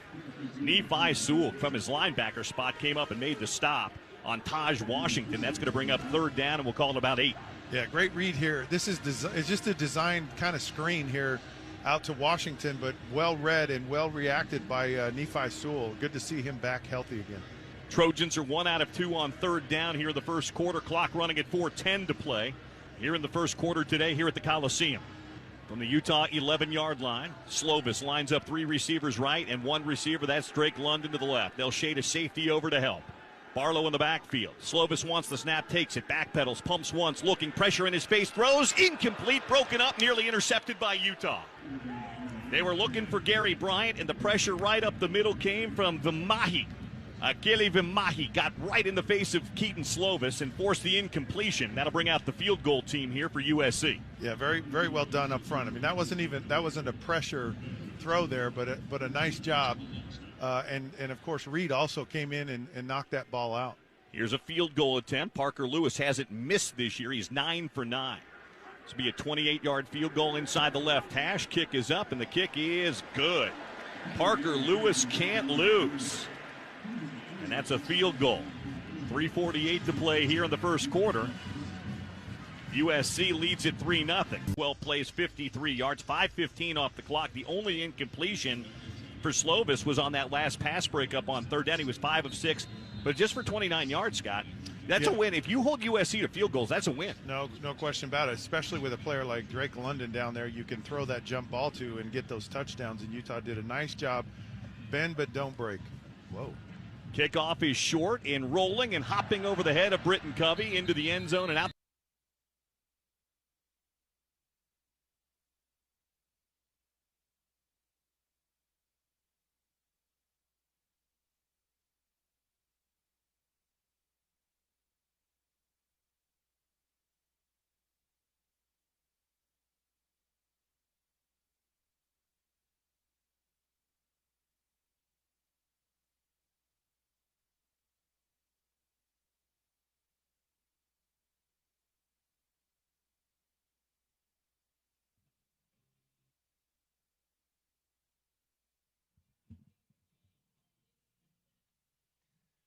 All right, Porter. It's the moment that we've been waiting for about 3 or 4 months. So I have poured a little bit of ice water in my Shalai of Supremacy. And before I welcome in my next guest, I'm going to take the inaugural sip of the Shalai that has been waiting in our studio for quite some time. So here we go. It tastes good. I'm not going to pop my paper today because that's my next guest thing. There's been a rebrand of Josh Pate's college football show program, and Josh is good enough to join us on a Wednesday. Josh, I've been waiting for months to take my first sip, my friend, and I just did it.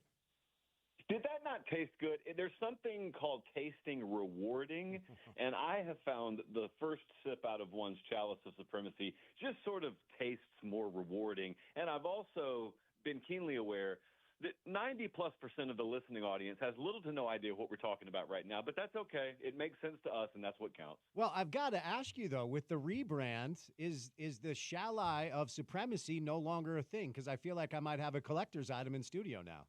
Oh, we still got them, my friend. Okay, But all right. they are still not for sale. They still have to be earned. So you are still on a very short list. Here's a fact I brought for you today, the first stat of the year.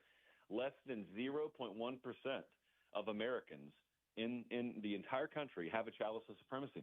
And that number's not going up anytime soon. So you are in rarefied air. You are all about the numbers, and I appreciate that. Let's hear about the rebrand, okay? Because I'm a listener, right? And so you have rebranded your show as the Josh Pates College Football Show. Some exciting news. Tell our listeners about it. Well, it was a situation where I negotiated with CBS back and forth for quite a while. And in our world, as you know, it's one's pipe dream, sort of a rainbow you chase to own your own IP and own your own content. But I actually chased it hard enough where they sat down and they were willing to talk, and we reached an agreement and an extension on my contract. But as part of that, I own that YouTube channel now, and I own the podcast feed now. And so we changed the name in conjunction with that to reflect what it is. It's Josh Pates College Football Show. I thought, well, since that's what it is legally, let's just change the name to that as well. So we did it the other night, and nothing else changes. I mean, it's the same show that it's been, just some different artwork. Did you see the little mascot that we debuted? Chucky, did you see him? Of course I did. Of course I did, Josh. I mean, I like to think I introduced you to our market with you live in studio here last year, but you have a lot of listeners. I'm one of them. Of course I saw the new mascot. Chucky, it turns out, has the audience more excited than anything else, and I have gotten a disproportionate amount of requests for toddler wear and kids wear, which I never thought I'd be in the market for, but here we go. All right, Josh, I got to say, man, people around here love you, but they're mad at you, okay? So I know. Yeah, I know you know, but I'm just going to give you the space. Tell our listeners your Big 12 championship prediction and why that prediction did not include the University of Utah. All right, so first, the prediction was Oklahoma State versus Iowa State in the Big 12 championship game, and then I picked Oklahoma State to win it. All right, so the thinking there is I threw dice against the wall because it's the Big 12, and I see there were 5 or 6 teams I was willing to give serious consideration to go into that. And by the way, I'm going to get to Utah in a second. I think TCU, just randomly, is the most slept-on team in the country, not just that conference, but in the entire country. No, I haven't heard a single person mention TCU in the preseason. And I look at my numbers here. I've just randomly got them power rated 29th. So, like, they have a puncher's chance. All right, so here was my thinking. It is a working theory I have, and it's either going to make me look like a genius or it's going to completely crash and burn. I believe when Utah was out in the Pac-12, well, I don't just believe this, it was reality. When they were in the Pac-12, they had a built-in advantage every week because they were the only team that played the style of ball they play.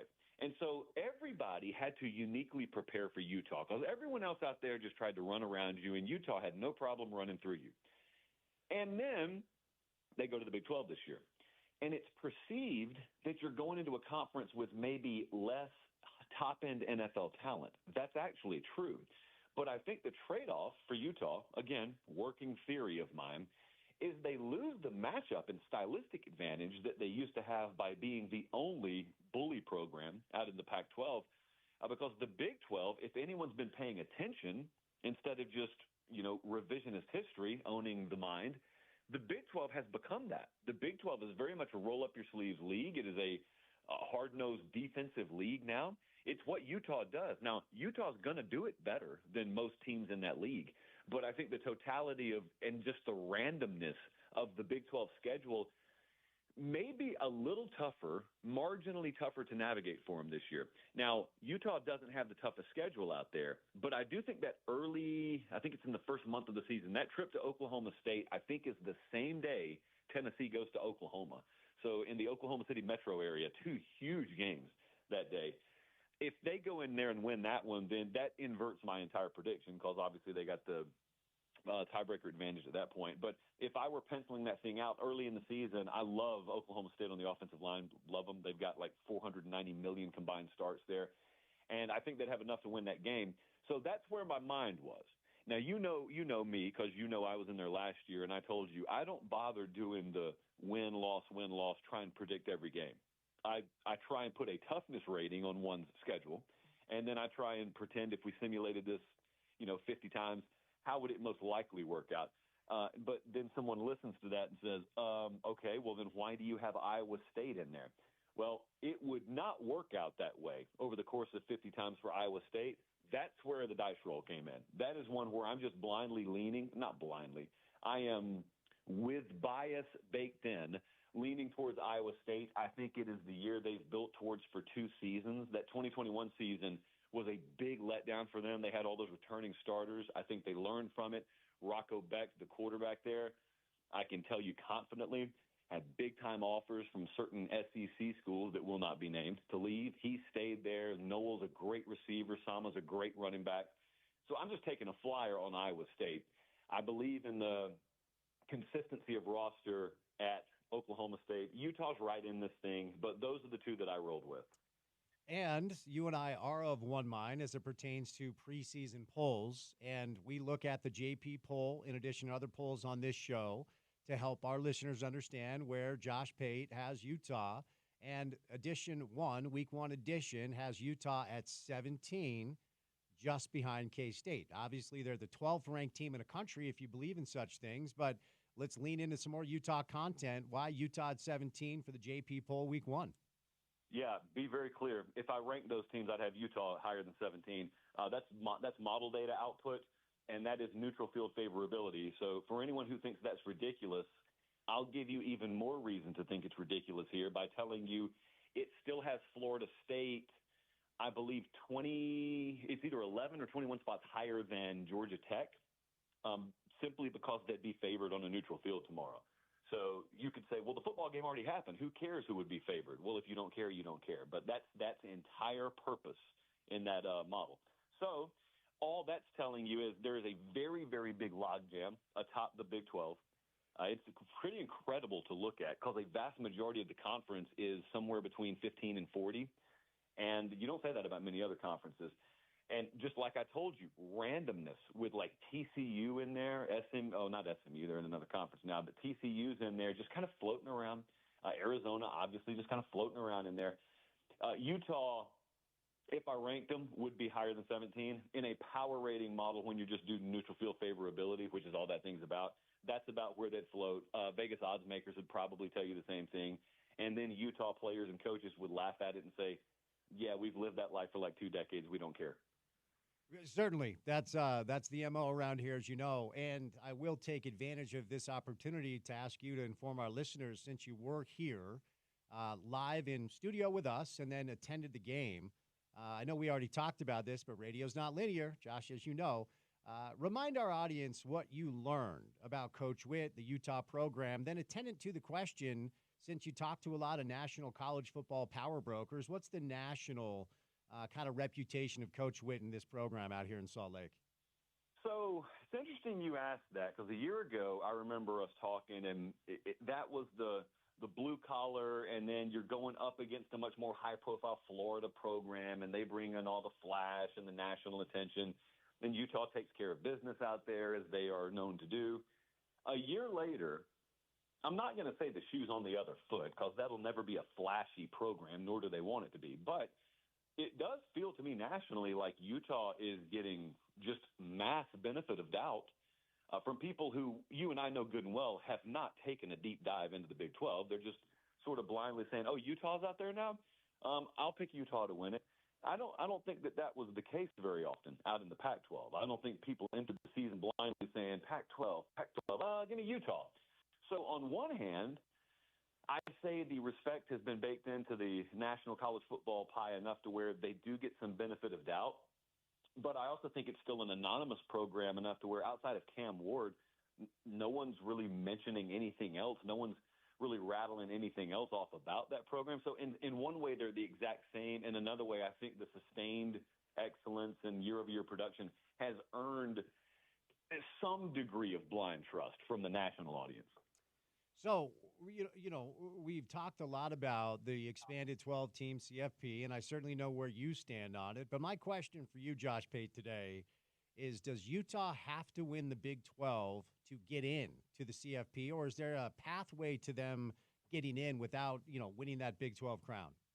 Now, this is where I differ from most folks nationally, because I do not think they automatically have to win the Big 12. I think people who are already penciling in how many spots a conference is going to get in the postseason, it's kind of foolish. There's no skill in it.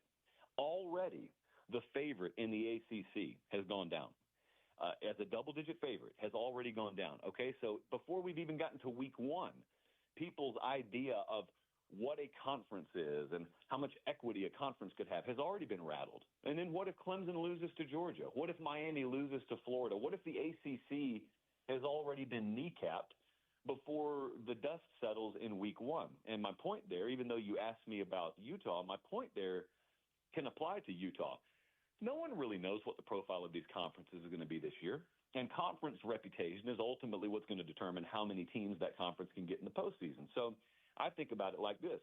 Right now, as you and I were just talking about like 5 minutes ago, everybody's idea of the Big 12, including mine, is it's going to be a logjam at the top, and it could be demolition derby and no one escapes unscathed. And maybe it plays out like that. Maybe there's not an elite team. Maybe there are a few pretty good teams, and the conference champ is the only team that goes to the playoff. However, there's another world where it doesn't play out that way, and maybe a couple of teams separate from the pack. So let's say I'm wrong about Utah. Let's say they're a one-loss team or maybe an undefeated team going into the conference title game, and maybe Kansas State is the same, and maybe everyone else has got 3 losses, and they meet in Dallas. And it's just like it was with Kansas State and Utah, Kansas State and TCU a couple of years ago. I mean, think about that. Just a couple of years ago, the loser of the Big 12 championship game was ranked so highly they got in the 4-team playoff.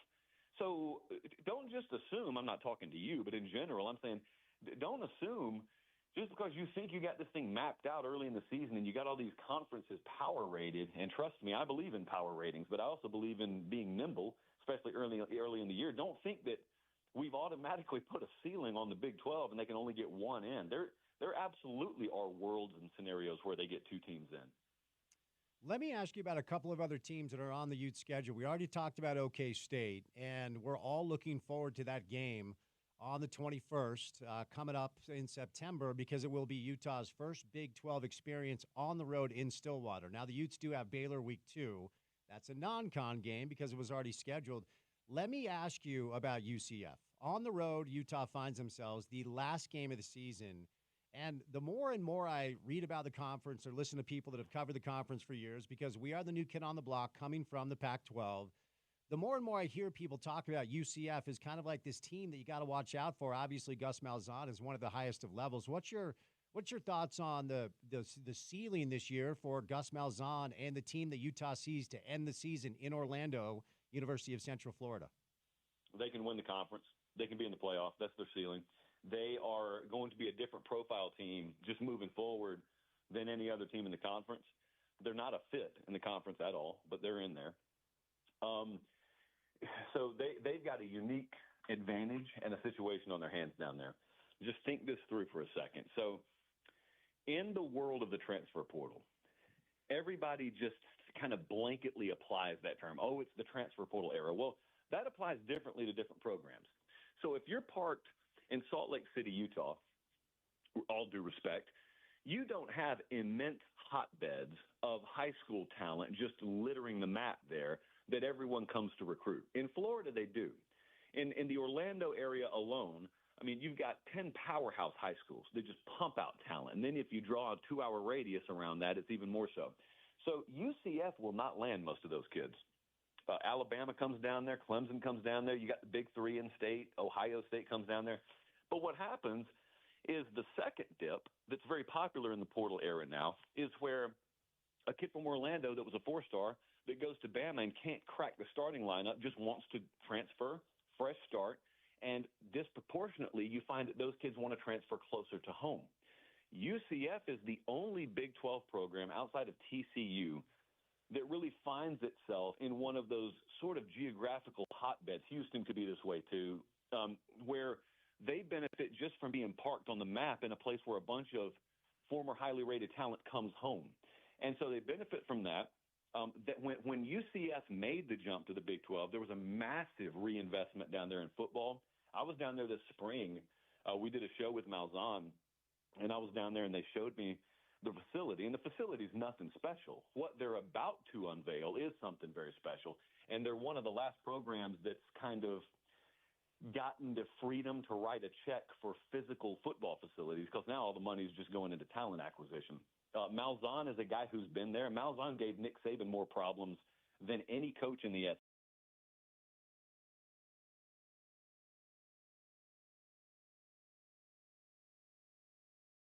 And Arkansas may come open after this year.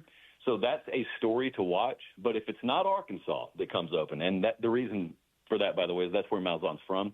If Arkansas doesn't come open or he doesn't get that job, he'll probably be at UCF for a while. He's already done it in the SEC. He's got the buyout. And so there's nothing stopping them from going on a little run here. And he, ironically, speaking of Arkansas, he just took K.J. Jefferson, the quarterback from there. And K.J. was in a pretty horrific situation last year from just a functionality standpoint. So I'm really interested to see what he does with him this year. Utah also sees Colorado once again, and we're familiar with Colorado. They're Pac-12 friends of ours. And one of the first shows I tuned in of yours last year, you coined the term the Deion tax. And as you unpacked your ethos in coming up with that, I'm like, yeah, this guy's sharp, because you found a term to explain what all of us were trying to say about tuning in to First Take and listening to Stephen A. Smith talk about college football for like the first time, saying things like they're going to win the Pac-12, and all of us out here are like, what are you talking about? So Big 12 Media Days, Josh, this year, Las Vegas. It was pretty interesting. Coaches at the podium, players at the podium, and most all of the coaches and players did not draw any attention. Us radio guys still doing our show, the TV guys doing their thing. As I walked into Allegiant Stadium, they had showgirls there to greet us, Vegas style, and I overheard one of them say, I don't know anything about football, but I heard Deion Sanders is going to be here today. Deion takes the stage. Everybody stops what they're doing to listen to what he's saying. You know the deal. He draws eyes in a way that not many coaches do. Will that translate into an improved football team? Should Ute fans be worried about that trip to Boulder November the 6th? Look, I think, I could go a lot of ways with this. So I was doing a show with Klatt the other day, who obviously played there. And what I tried to do is just like beat through all the weeds. I used to have to sling blade a ditch for my dad once every 2 weeks in the South. And you just swing that thing, you sling through all the weeds, and you finally get down to the actual grass. If you do that with Colorado, it's really hard. But if you do that with Colorado, they should have a substantially better football team than they had last year. Now, when I say that, there's a reason I took a deep breath. Because there's more to putting a football team together than putting individual pieces in there. I've used this metaphor with you before. That's like dropping off a bunch of pallets of bricks and lumber at a construction site and thinking you just built a house. No, you got to put those things in the proper order at the proper time. You got to have the brick and mortar that goes along with it. That's how you build a house. Well, that's the same way you build a team. I'm of the opinion you cannot do that using the transfer portal first and recruiting as a distant second. However, it's so new in this entire cycle of college football, and that's such a unique situation there that who really knows how it plays out? I've got my thoughts on it. Like, I think the Big 12 is going to rattle Colorado fairly substantially. For the same reason I just said Utah fits like a puzzle piece in that conference. I mean, what Utah does, a lot of these other teams and programs do, and they're loaded with fourth and fifth year guys. A lot of them won't be going to the NFL. This is it for them. They are great culture fits. You don't see a ton of roster churn out there. You don't see a ton of coaching churn out there. A lot of guys are there for reasons other than those schools were the highest bidder, which means you got to go beat them. You may have a little more talent than them, but those are football teams. Those are 1 through however many are out there. Now, those are football teams. And I don't know that that's what Colorado is. They got some flashy players. They got some really good players. Probably got a couple of top 20 NFL draft picks in the first round this coming cycle. But they had those on the team last year and got their head beat in several times. So I've got such duality of thought there because I think their football team should be noticeably improved this year. But it's like when people talk about Colorado, they either want to hear you say they're going to suck or they're going to contend to win the Big 12. And I'm neither one of those. I'm somewhere in the middle. I've got them finishing like top half of the conference, maybe closer to the top than the bottom. But outside of that, that's a bridge too far for me. So I know you've announced your first stop on the tour. I believe you're going to be down in Gainesville, correct, for Miami and Florida? That is correct. All right. I want to sell you on a possibility because we don't have a ton, depending on how the season plays out. There are going to be a lot of games with more at stake than the majority of the home games Utah has. But I'm going to ask you a question, and then I'm going to try to sell you on something. Are you familiar intricately with the Utah-BYU rivalry game? I'm familiar with it as much as a kid from Central Georgia can be familiar with it. So by your standards, I'm not that familiar with it. So I'm not the local guy that tells you it's on par with Michigan, Ohio State, and all those other crazy Auburn, Bama games. However, I grew up elsewhere, and I went to the University of Utah in the 90s. I have family members that went to BYU. I do believe it's potentially the most underrated rivalry game in all of college football. November the 9th, for the first time since 2010, BYU-Utah will play each other as conference foes, and there could be a lot on the line here in Salt Lake. Any chance we could get the Josh Pate College Football Show tour to stop in Salt Lake City once again if there's a lot at stake for those teams on November the 9th? So I'll always say yes to a game that far out. I'll always say there's a chance because, as you know, I don't really have to make my decision until, the week of the game. Sure. We're in a blessed enough position where I can be, that flexible on it. So, yes, without even knowing what else is on the calendar that day. That's a Saturday, I'm assuming, right? It's not like Friday night or Thursday night. Okay, yes, so not knowing what else is on the calendar, I can say yes, it would be on the list at this point. But a lot of games would be on the list at this point, so it's not like a soft verbal commitment quite yet. You know what, Josh? I just realized the chances are zero. We've got Bama, LSU that day. We have Georgia, Ole Miss that day as well. So I made my plea, but chances are you'll be elsewhere. And so it is a Saturday, though. It is, said, right? yes. Uh-huh. Mm-hmm. Oh, man, because that Friday night Fox package is offering some very intriguing Friday-Saturday combo possibilities this year, like that Arizona-Kansas State game being on a Friday night and then Bama at Wisconsin the next morning. Just some things I've been looking at, nothing confirmed. Fair enough. Last thing, and I'll set you loose. I always appreciate your time. Coach Witt talks very directly and openly about his belief that in the next few years we are in for another seismic shift of college football. You know the deal. The model's been written about. A lot of people believe it's going to look a lot like the NFL. Of course, if you're in the SEC and the Big Ten, you're in a safe landing spot. And Kyle believes this thing is changing again soon. Do you believe that's going to change again soon? And if and when it does, is Utah included at the right lunch table? Yeah, I think he's right.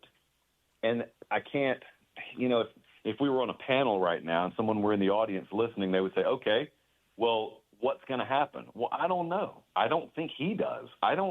Look, candidly, I try and speak with the people at as high a level at CBS as I can, as often as I can. And sometimes they're forthcoming with information and sometimes they can't be, but they'll always be quick to tell me, look, even those of us who are going to ultimately make these decisions, or those of us who are going to be in the room, we don't know where it's going to go because we don't know what's happening in court right now for sure.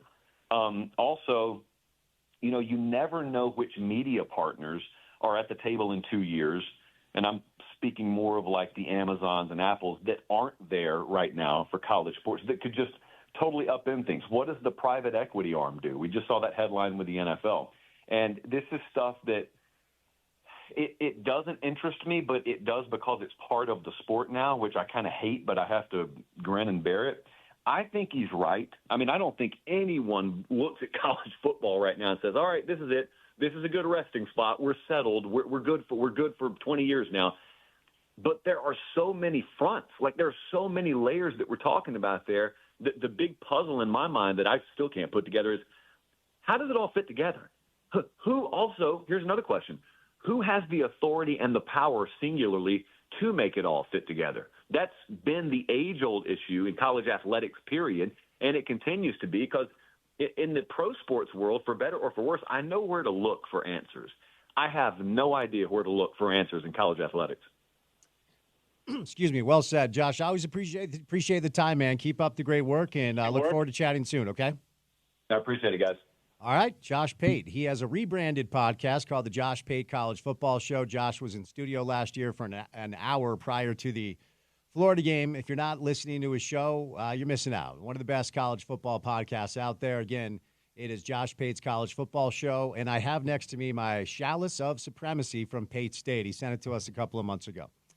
All right, coming up on the other side, Alex Smith is being honored by the University of Utah at halftime tomorrow as the first inductee to the Utah Football Ring of Honor. Bill Bush, who recruited Alex, is going to join us. We'll get back to some other college football storylines coming up. 2 hours down, 2 hours to go. Don't go anywhere.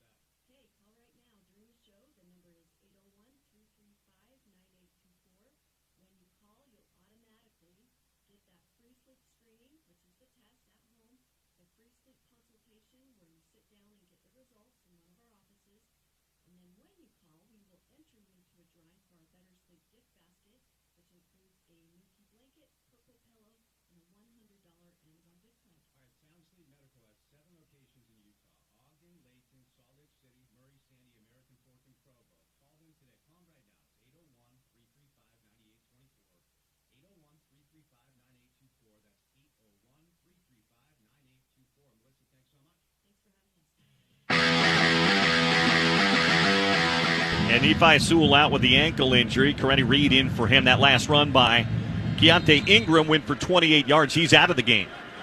Darwin Barlow in here. 1st and 10 from the Utah 47. 4 wide look here for SC and Slovis. He'll pass. Pressure coming off the edge. He tries to dump it off to Barlow, and it's deflected. Devin Lloyd got a piece of it. He was blitzing off that edge and got a piece of that ball before it could get to Barlow. Incomplete.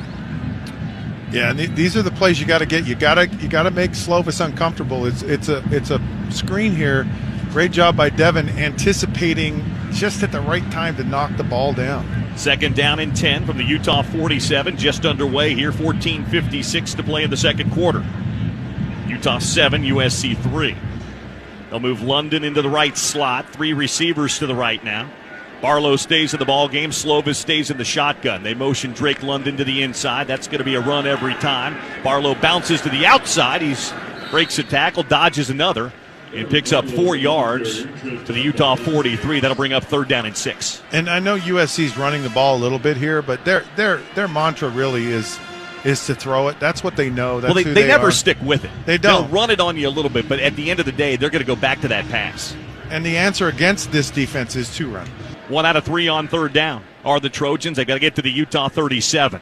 Slovis in the gun. Will Utah bring pressure this time? Yes, they will, and here they come. Slovis to the outside, too easy. Finds Washington inside the 35 and down to the 31.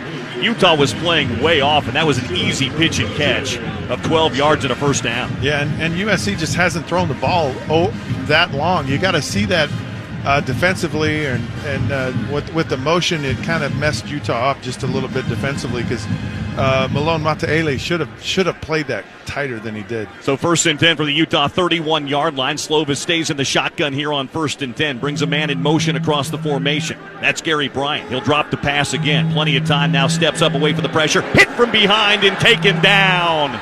Sacked all the way back at the 37-yard line. Mika Tafua circled back around and wrapped up Slovis and took him down. But if you see Slovis, he doesn't want to scramble. He wants to sit and live in that pocket. I mean, he just doesn't want to get out, and that's really good for Utah. Great job by Mika to just keep at it and keep with him. Utah doing a really good job getting pressure with 4 and 5 men. They're not having to bring a lot of bodies, are they? No, and that's helpful, and then they can cover down the field. Here we go, second down, and we'll call it 16 all the way back at the 37-yard line. Slovis in the pistol formation, checking with his receivers on the outside. Turns and gives to Ingram, who's going to be wrapped up and stacked up back at the 40-yard line. Oh, man, they're going to give him the 39. He didn't even reach the 39-yard line. It'll be a loss of 2 yards. Xavier Carlton came in to wrap him up and take him down. Third down and long coming up. Yeah, good to see from Xavier. Just real athletic, real aggressive here, actually getting there. And he's playing from the inside. So Xavier's not a tackle. This is that different look by Utah, and he just beats the guard to the inside. Clark Phillips is going to see Drake London on third down and 18. Slovis wants the snap, takes it. Here it comes, 4-man rush. Nobody open right now, throws it to the outside. Oh, he's got him! London at the 20. He needed 18, and he picked up 20 yards. He was standing all by himself. Yeah, and Clark Phillips kind of got nosy to the inside there because there's no way in the world that ball should be completed, and Utah just gave Keaton Slovis way too much. I don't know if he caught that, though, but way too much time to throw that ball. I'm not sure he caught it in the NFL. I'm pretty sure he caught it in college, though. Just like he was kind of juggling it as he went out of bounds. Inside the red zone for a second time today go the Trojans from the Utah 19-yard line. Ingram the back of the backfield, Slovis to pass again, throws to the outside, complete to London. Phillips comes up quickly to make the tackle. It'll be about a 5, maybe 6-yard gain. Where will they mark it? They'll give him the 13, so that's a 6-yard gain on first down. And that's the pass they've gone to a bunch here today. Yeah, and Clark Phillips is just way off. I mean, he's on it here, but they'll take this all day long if you give it to him. Second down and 4 from the Utah 13-yard line for the Trojans. Down 7-3 here, early second quarter. Slovis with Ingram. He'll turn and give it to Keontae Ingram, who's stacked up again behind the line of scrimmage. Malone Mataele was there, but it was Devin Lloyd who wrapped him up and took him down, and Devin's having a great game here early. Yeah, Devin's playing from a different spot. I mean, he's playing that kind of stand-up outside linebacker, defensive end player here, and he can kind of roam and play, gets off the block, and does a nice job of getting the back in the backfield. Malapei in 3 of 5 on third down to the Trojans. They're 3rd and 8 right now. Slovis brings a man in motion across the formation. Here comes Utah. Slovis, pressure coming to him. He's going to duck, he's going to look, he's going to run, he's going to throw. Incomplete! He tried to force it into London, make it Cromanhoke his tight end, and Vontae Davis was there to knock it away. Incomplete. That'll bring up 4th down. Yeah, big win here for Utah, but on the last couple of throws, Slovis has had plenty of time to throw the ball. They just got to find a way to get home here with these 4 guys and getting a push in the pocket, but they're just not quite getting to it. Parker Lewis this time from 34 yards away. 10 for 10 on the year. Lewis's field goal. It's turfed a bit, and he missed it. Apparently Parker Lewis can lose.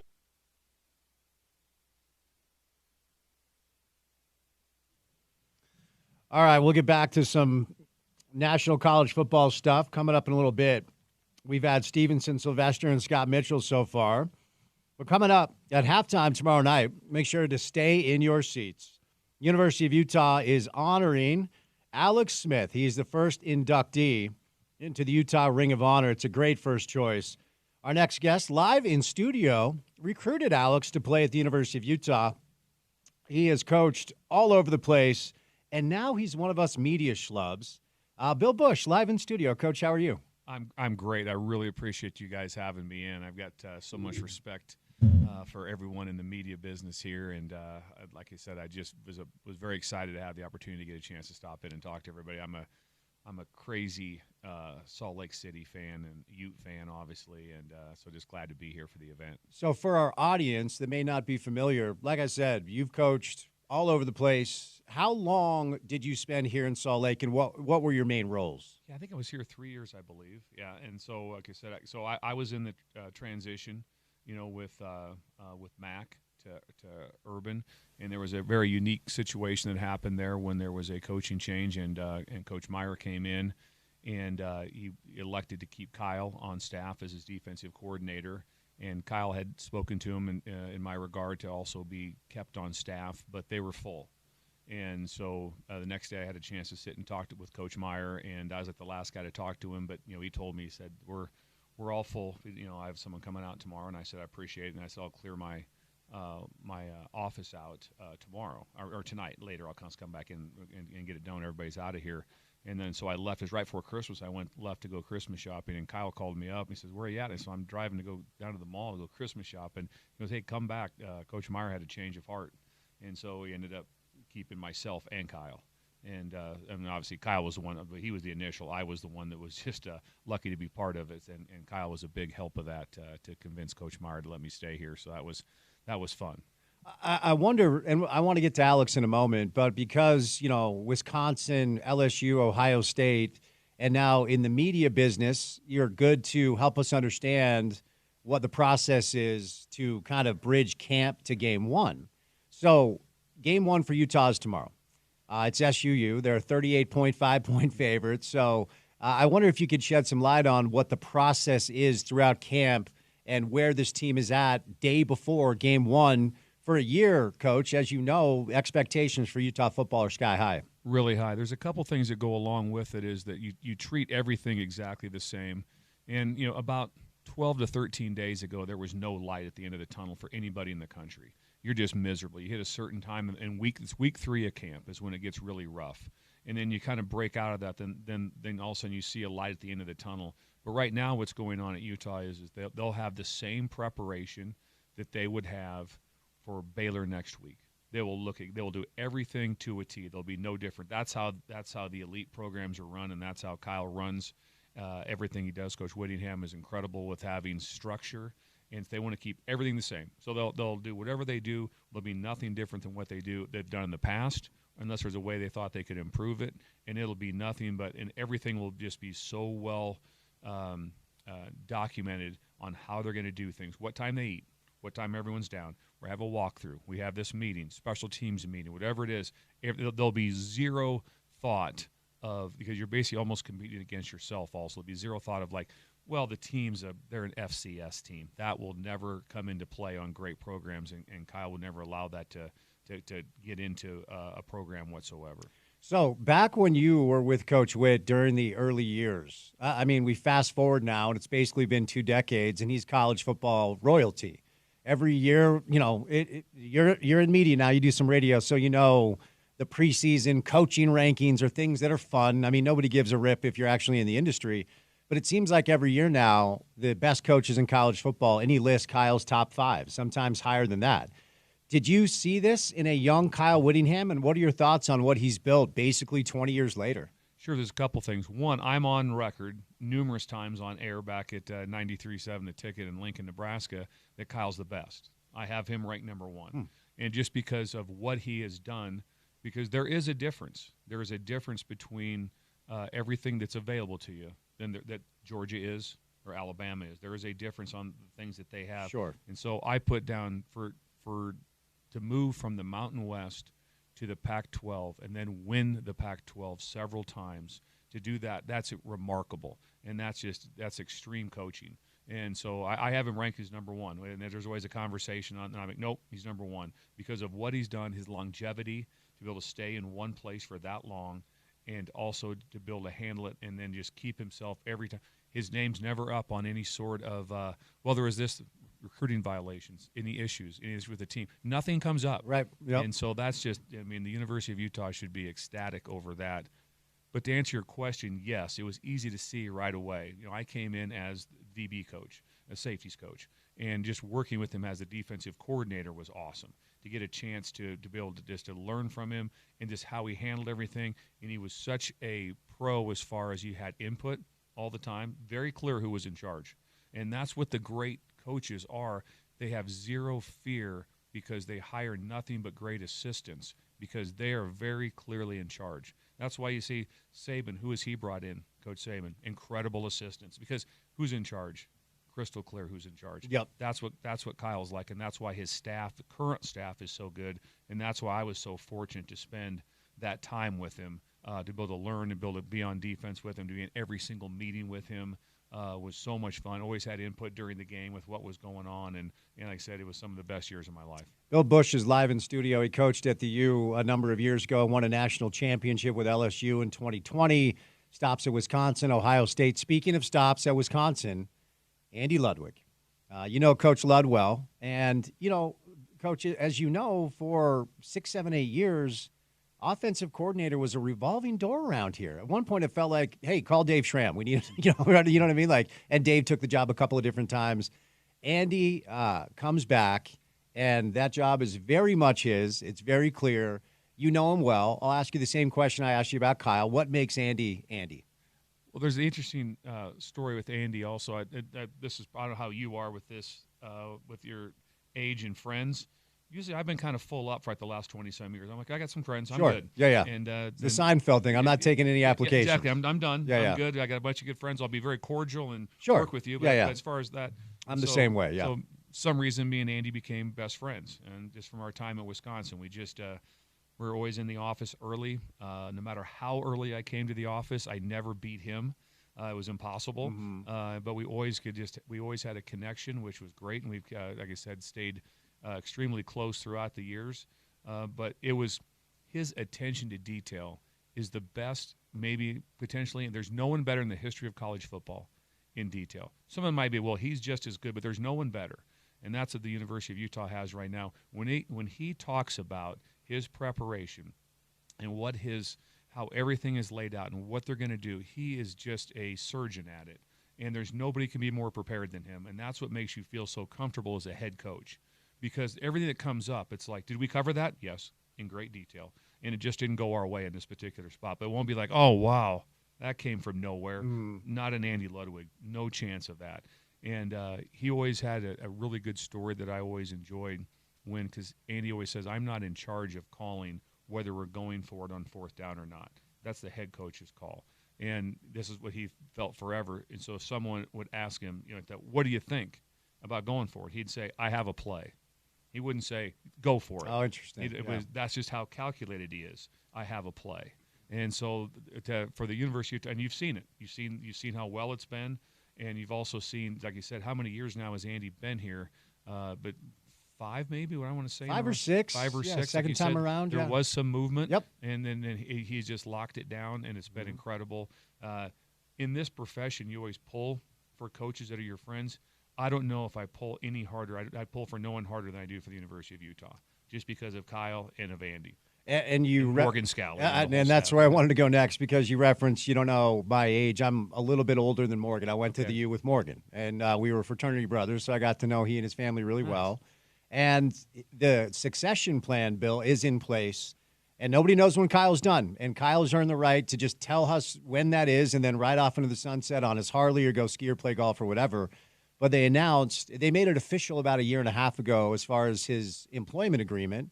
And then publicly, Mark Harlan announces that the coach in waiting moniker has officially been restored. I wondered, Mark Harlan, the AD, is not from here. And I wondered if when Kyle was done, Mark wanted to put his stamp on his football program, right? Because the University of Utah head coaching job is different than what it was in 2003, 2004. It's a national brand. As far as wins and losses go, potentially the preeminent Western Conference football program, period, including SC. Oregon will have something to say about this. Obviously, Dan's really good. But, Pac-12 championships, Rose Bowls. So I wondered if Mark would open this up to a national search. He's elected not to. He's elected to go with continuity. What are your thoughts as a coach? Well, first of all, it's a great plan because when you have that type of success for that long, that's what also happened when Kyle was here for a long time and was able to step up. Utah, as you know, in many ways is very unique. And so when you come from the outside in, it would be a hard place, in my opinion. So to have Coach Scally in that spot, I think, is brilliant. Also, just from a personal standpoint, obviously I coached Morgan, and so I just have so much respect for him and for his work ethic and his talent level as a coach and how he relates to players. So for me, I was ecstatic about it to have that happen for him. But it also makes sense. It really does. There's not one person I don't think that could punch a hole in it and say this is dumb, because like I said, been developed. Who's he been under for all these years?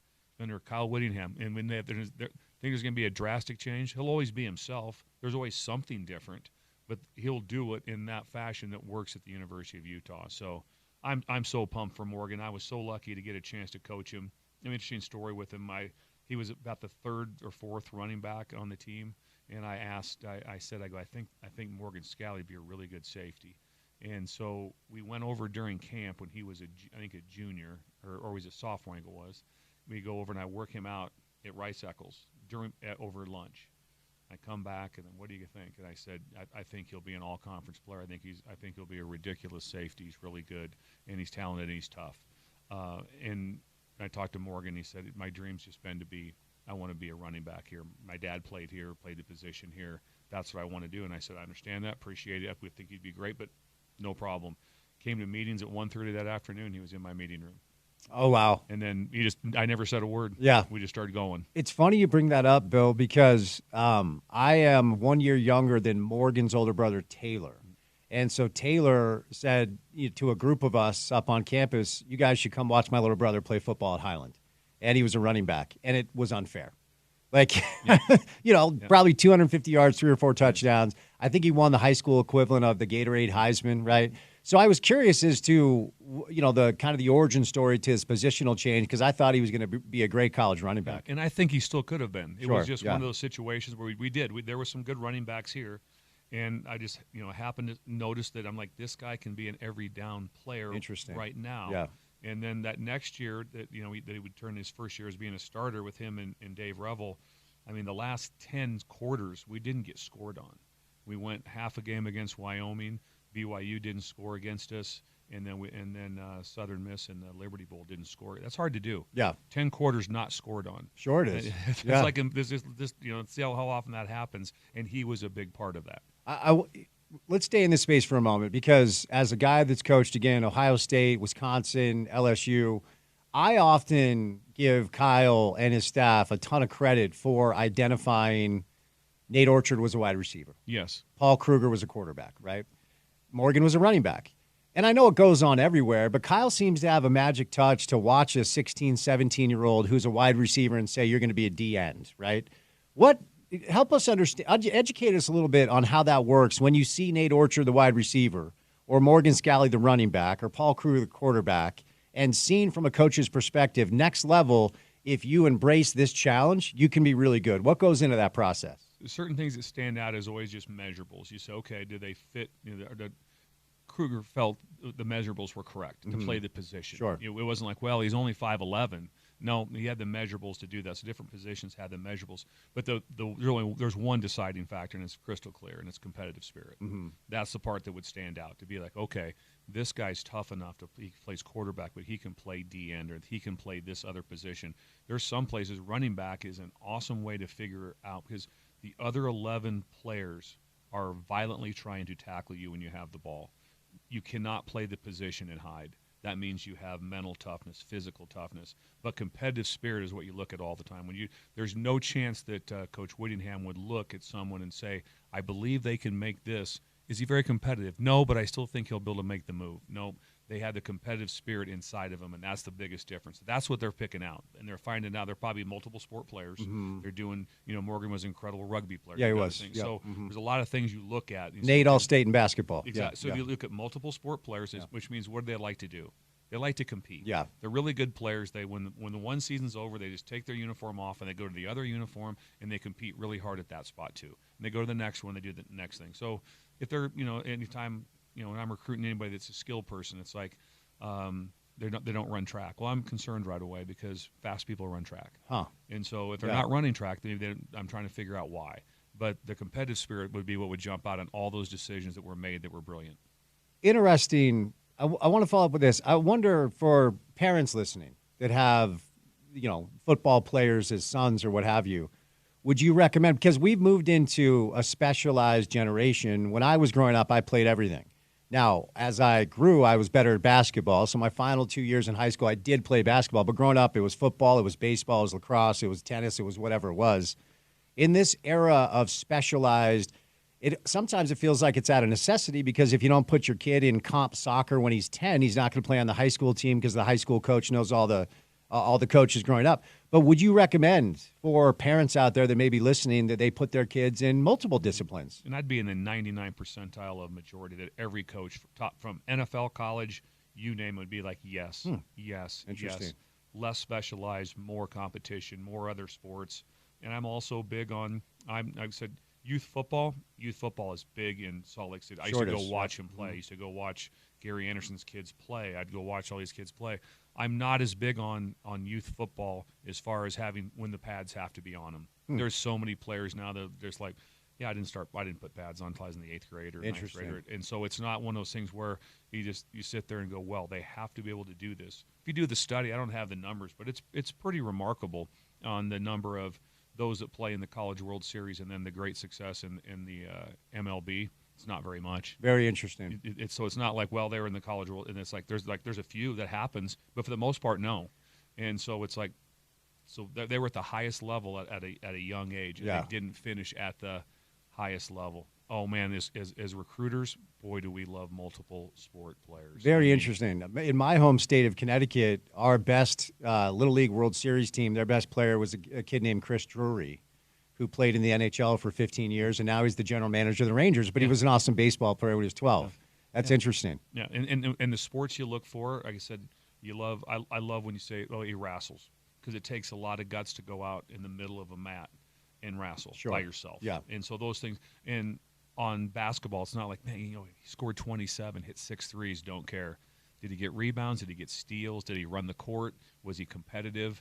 That's what you're looking for in that part of the sport. And so you want anybody that just wants to go compete is really, really impressive. So I'm all about that, and that would be every coach. All right, before we get to Alex, let me ask you a big picture question about Utah football this year, because media's picked them to win the Big 12. Vegas agrees. Big 12 is going to be deep, right? It's not going to be easy. It's a new challenge. But 12-team CFP, we'll always look back on this era of youth football and wonder what would have happened with a 12-team CFP if they had access. But it's tremendously exciting around here the day before the day, right? Big picture expectations. Youth football. Coach, what do you think this year? Well, first of all, I obviously I agree with him, and that's not just because, well, I have friends here. That's why you're agreeing with them. I just did the history of it and who they have back with, a veteran quarterback. And I also had a chance to spend, 3 days with them in spring when I was out here and spent some time with and just watched them. And I was so impressed with, and the biggest thing I'm impressed with is how they practice, because Kyle has Coach Whittingham has so much discipline in what they got done on those days. But I do agree with everything they're saying. What is bizarre is when you look at, and I've looked at it like 8 times. I read it again on the airplane coming out here today.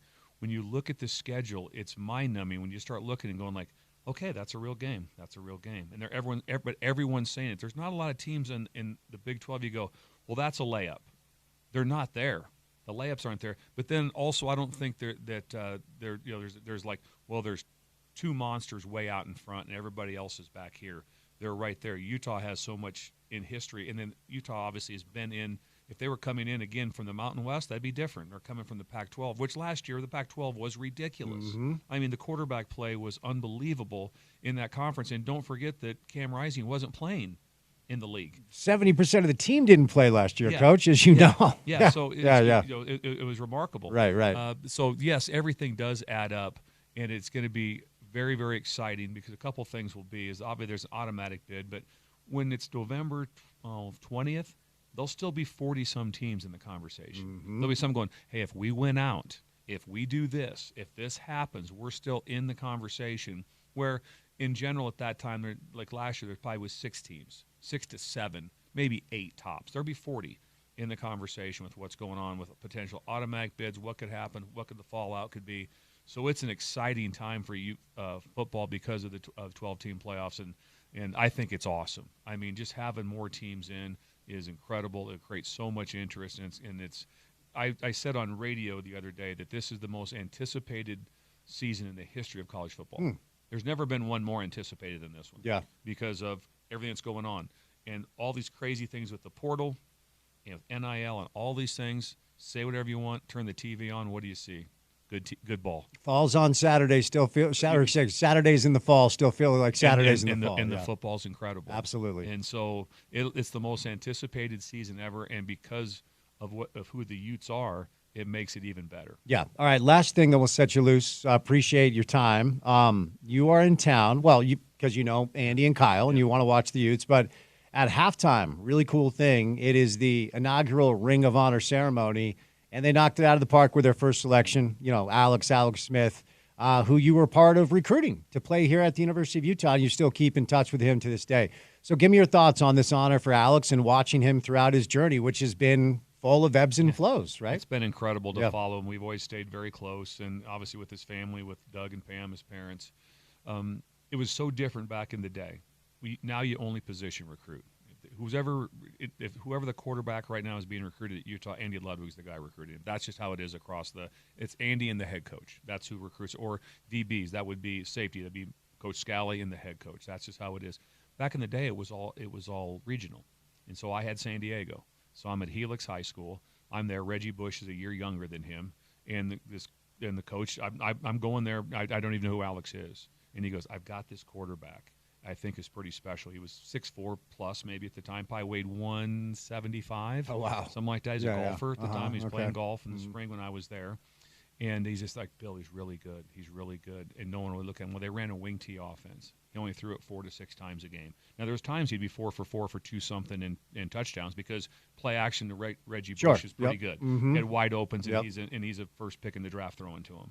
So you had a chance. So right before the last weekend, it's Memorial Day weekend, and coaches you're finally getting done, and with spring recruiting, and I convince our offensive coordinator Craig Versteeg to come down to San Diego. He was on vacation in Santa Barbara on a Saturday, the last day you could see him, and Alex is going to throw that morning, and he throws for some receivers. Reggie Bush was there. He was on the track actually doing things with them, and I believe he came over and caught a few balls, but he was there doing his track workout, and we convinced to offer him a scholarship. They had connections to Utah. His parents went to Weber State, and at the time his aunt was on TV here. She worked at a TV station, so we had a connection to Utah, and we ended up worked out that we were able to recruit him. But Coach Mack did a great job.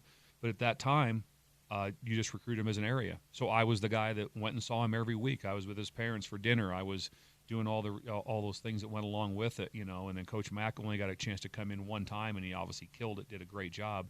So that's how the whole process started for him to be able to come to the University of Utah. So it's just ridiculous that he even reached out to have me here because his whole family's going to be here. So it was incredibly kind of him to do that. But we always keep in touch. We got together last year. He was in Lincoln for an event, and so we had a chance to spend time together. We always keep in touch through text and with what's going on. And so very, very, fortunate to be part of it. And then seeing him take off and seeing what he did his first, starting when he had to go in and he beat Cal in Oregon, as a first-time starter. Was incredible. That energy in the stadium was nuts. I think there was a Thursday and a Friday night game, which was just crazy. And then his career obviously took off from there. And so it's just been a lot of fun to somehow be a part of that. But Alex did everything himself. Well, thank you so much for your time, and thank you for coming in. I walked out to ask our sales staff a question. I didn't realize you were sitting across from her. So this has been a real treat. Enjoy the game tomorrow. Would love to have you on throughout the season if you're open to it. That'd be awesome. That'd All be right, great. All right, there he is, Bill Bush, longtime college football coach, including a stop here at the University of Utah, where, as you just heard, he was part of recruiting Alex Smith. Before we catch a break, we welcome in Ryan from the Dish Pros, 801-424-DISH. 801-424-DISH. Ryan, it's the day before the day. How can you help our listeners?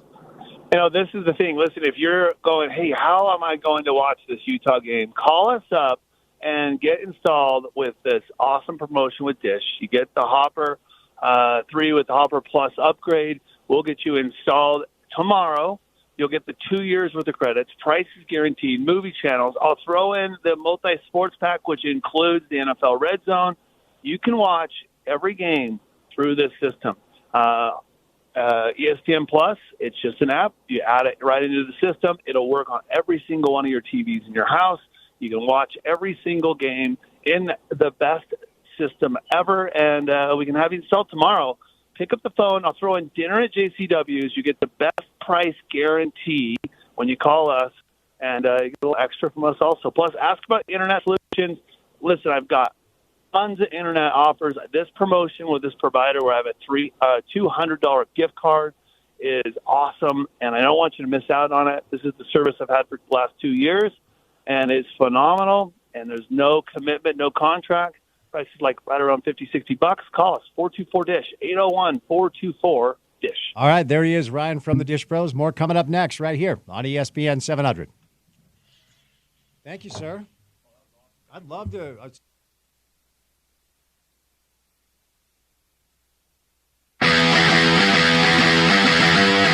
Bernard, the tailback, 3 wide look here for Utah on 1st and 10 from their own 20, leading at 7-3.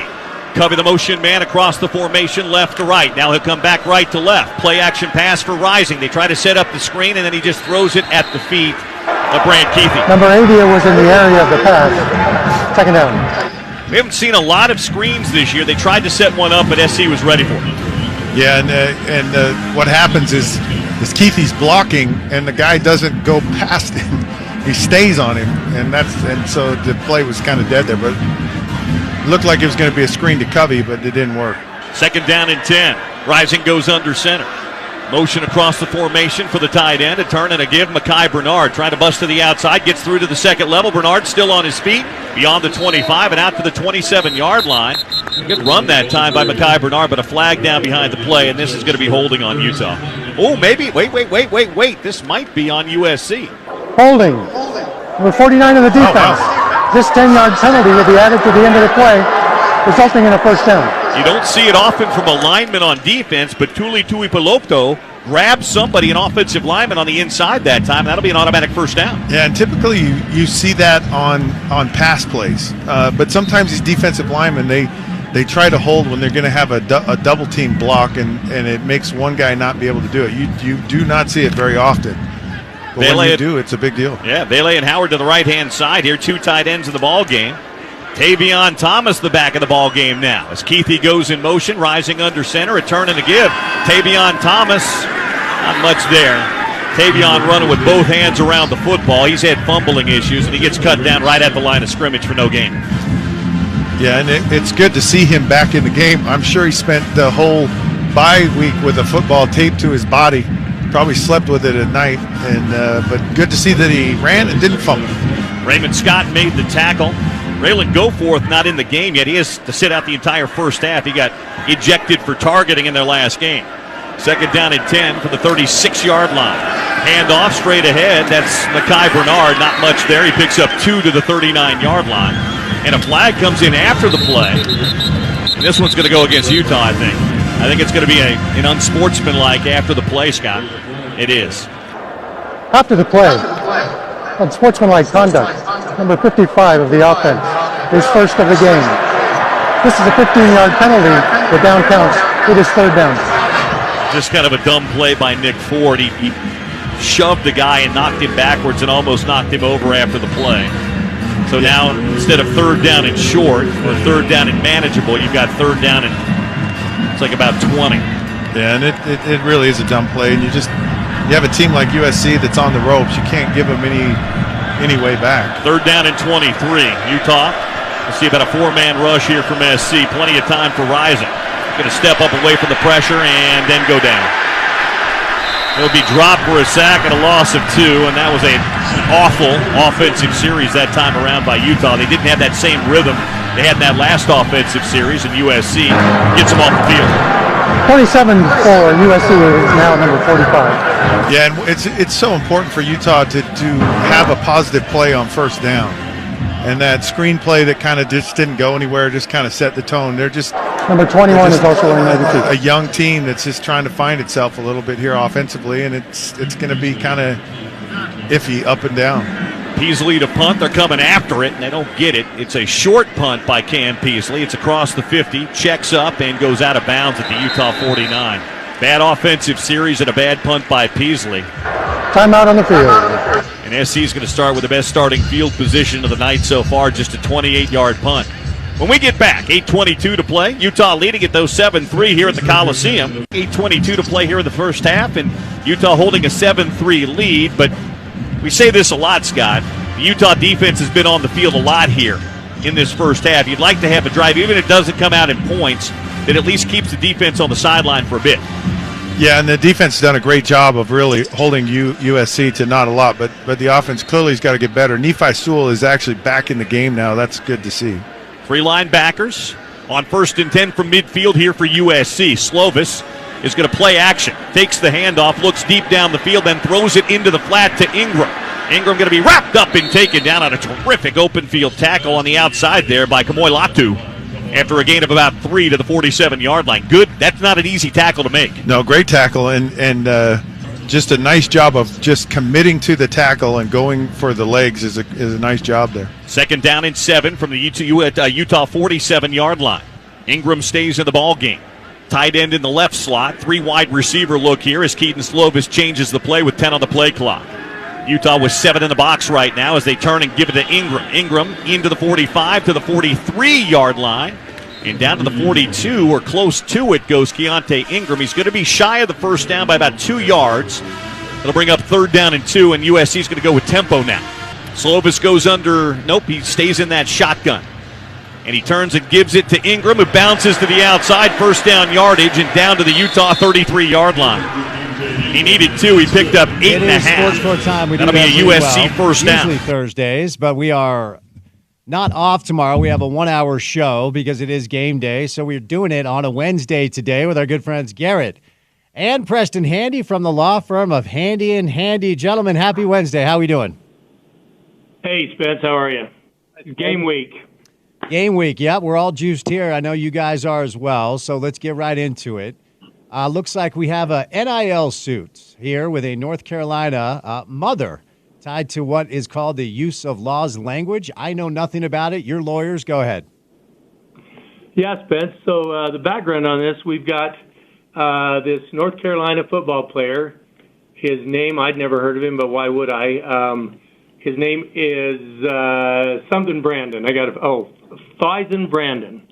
Well, not only is he a North Carolina football player, he is the number 1 quarterback, number 1 recruit in the country for the class of 2026. We're in 2024 right now. But NIL is being available to high school athletes. No shock there, and especially to an athlete of this caliber. Well, he's in North Carolina, and guess what?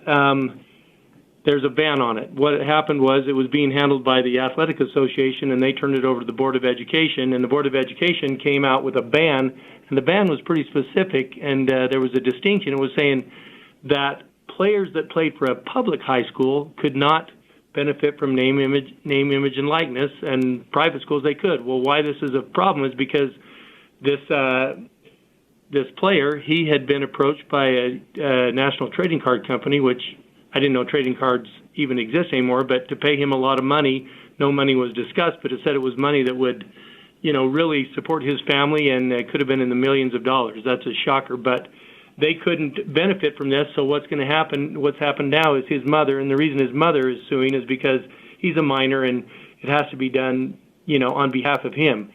She is suing the North Carolina State Board of Education, And the reason she's suing them, they're digging into the statute, and what they're saying is the Senate came out with a instruction to the Board of Education, which digs into the language, and what they're saying is that the Senate bills gave the Board of Education instruction to say you need to regulate NIL, including rules related to the use of students' name, image, and likeness. Well, the Brandon camp is arguing, hey, they use this name use. If they'd really wanted to prohibit it, the Senate would have told you, you need to regulate it and prohibit and ban the use of NIL. So what they're seeking from them is an injunction prohibiting them from enforcing this law right now. You know, they're claiming that, hey, we had this benefit coming our way, and he could have made a lot of money, and there probably were some other deals coming away. So it's really all about the money in the end. And they point to the fact that I think 38 states allow, there's no distinction, they allow high school athletes to have NIL deals with no distinction and really no limitations.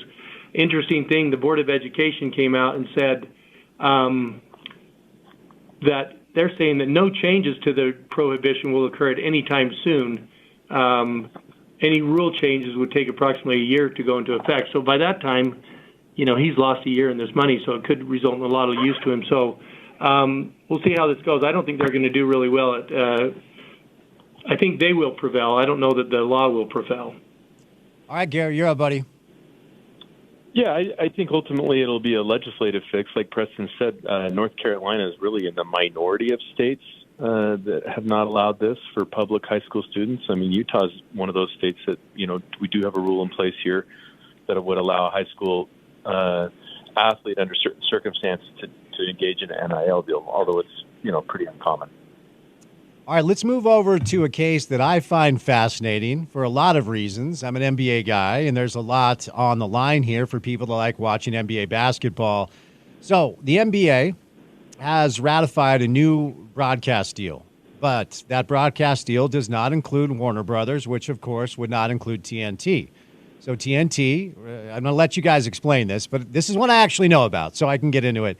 TNT, Warner Brothers, not happy. So they've tried to bring a lawsuit. The NBA is asking them to dismiss it. So go ahead.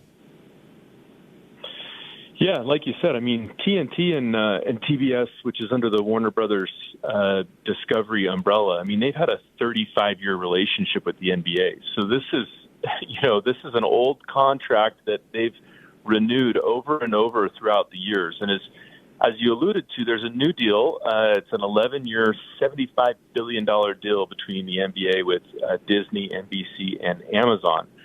And so this is a contractual dispute. And what it is Warner Brothers has said, hey, wait a minute, if there's going to be a new deal, we have a right for what's called matching rights, which means they get to match any offer that comes in.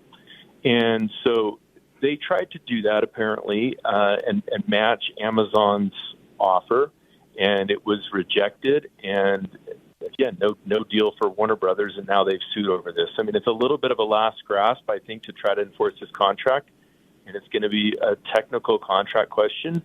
But basically, Warner Brothers, the NBA is saying, hey, you guys can't even match Amazon's offer. This is a new setup. This is a streaming deal. This is not, you know, a cable TV offer. And so you guys don't even have the ability to really fully match this offer and this agreement that we have with Amazon, NBC, and Disney. And so you're out.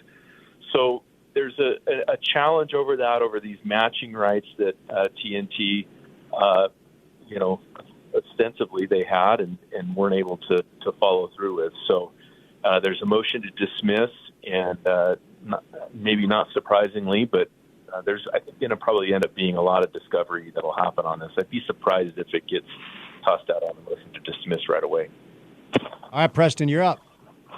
Yeah, I mean, I agree with Garrett on that last point. I mean, when someone files a lawsuit, normally what happens is the other side comes in and files an answer and kind of sets forth their position on all the allegations. But the NBA came in with, right off the bat, a motion to dismiss. Basically, they're saying, hey, Judge, based on all these facts that we have in front of us, they really can't even prove their case. And I think it's interesting that they point out because when we talked about this a few weeks ago, the TNT Warner Brothers was screaming, "Hey, wait a minute, we matched the right. We get it. We had right of first refusal. We matched it." And the NBA's coming in now saying, "Wait a minute, we sent this out, and you marked it up, and you scratched out this and added this and scratched out this and added this and sent it back." Well, Garrett and I know in our first week of contracts law in law school, when you have offer and acceptance, if you put an offer out there and you change or in any way, put in new terms or anything like that, that doesn't operate as an acceptance. That operates really as a counteroffer, and that's kind of one of the things the NBA is saying. But I agree with Garrett that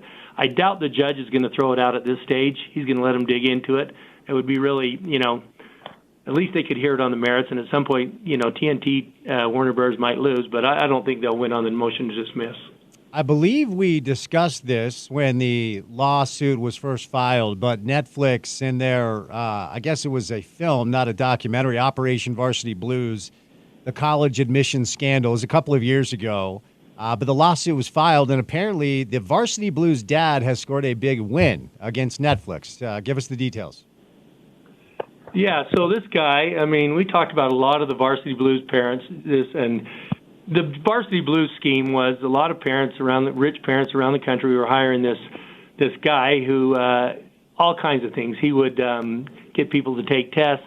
He would work out deals with universities where kids came in as athletes, even though they weren't athletes. And, in the end, they were paying money to this guy, and people at the universities were getting paid, assistant coaches, staff, stuff like that were kind of on the take. And a lot of them they've been prosecuted, and a lot of them have spent short time in prison. Well, this guy, John B. Wilson, who's a really wealthy man, 3 of his kids, it was alleged that he paid $1.2 million to get his kids into USC, Harvard, and Stanford, high-end schools.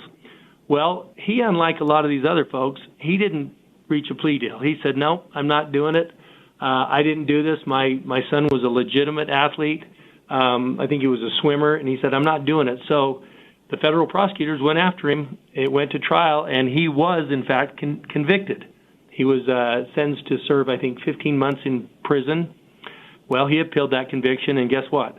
The Court of Appeals overturned it, and he was basically exonerated, 100% exonerated, and but he did get he reported taxes wrong, so he had a probation charge.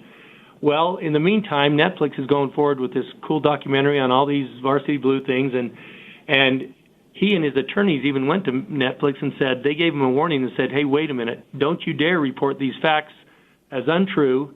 You don't have, we've proven that a lot of them aren't true."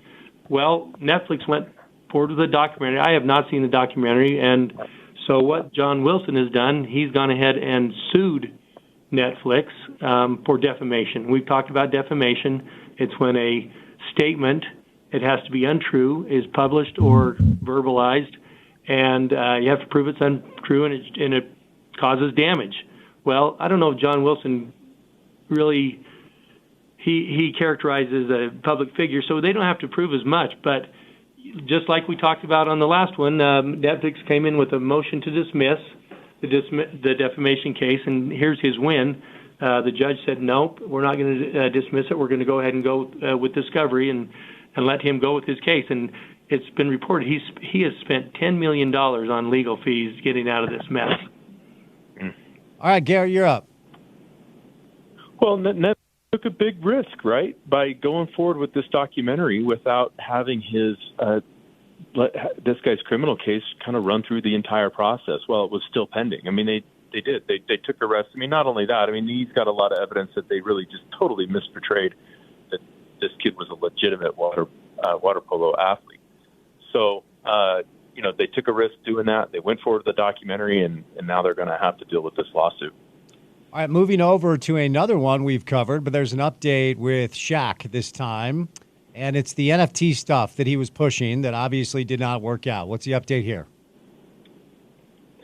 Well, yeah, and we talked about a lot of different athletes that got kind of wrapped up in these NFT lawsuits with, FTX and the cryptocurrency collapse, and especially those athletes that were found to be mostly in a promotional role with different cryptocurrency products. But the Shaq case is a little bit different. Well, at least that's what these investors are arguing. They filed a lawsuit against Shaq and the company that's called Astral's Project. And basically that this was Shaq's brainchild. I mean, his son was the head of investor relations. And so that he was taking a really active role in this company, more than just, trying to promote it or advertise for it, but that he was really more involved than that. And so, again, this is our third case talking today with you, Spence, about a motion to dismiss. But Shaq's party, they filed a motion to dismiss. It was partially denied by the judge because, again, I think this case is going to be different than a lot of these other ones because it does look like he was more than just a spokesperson. And so this is going to have to be litigated. He's not getting out of this one easy. All right, Preston, over to you. I think the thing the court came out and said, he was not the control person. He wasn't controlling the sale of these, but he was, like Garrett mentioned, he has to stand up for being a seller. And the funny part is, do we remember, he was evading being served, looking out his window. They were trying to serve him all over the place. Couldn't find Shaq. Go check the TNT studios. Yeah, no doubt. Last one for today. A former college football coach from Austin Peay has been arrested on sex trafficking charges, human trafficking-related charges. What can you tell us about this? Well, not much more than he's been charged, and, somebody's going to jail.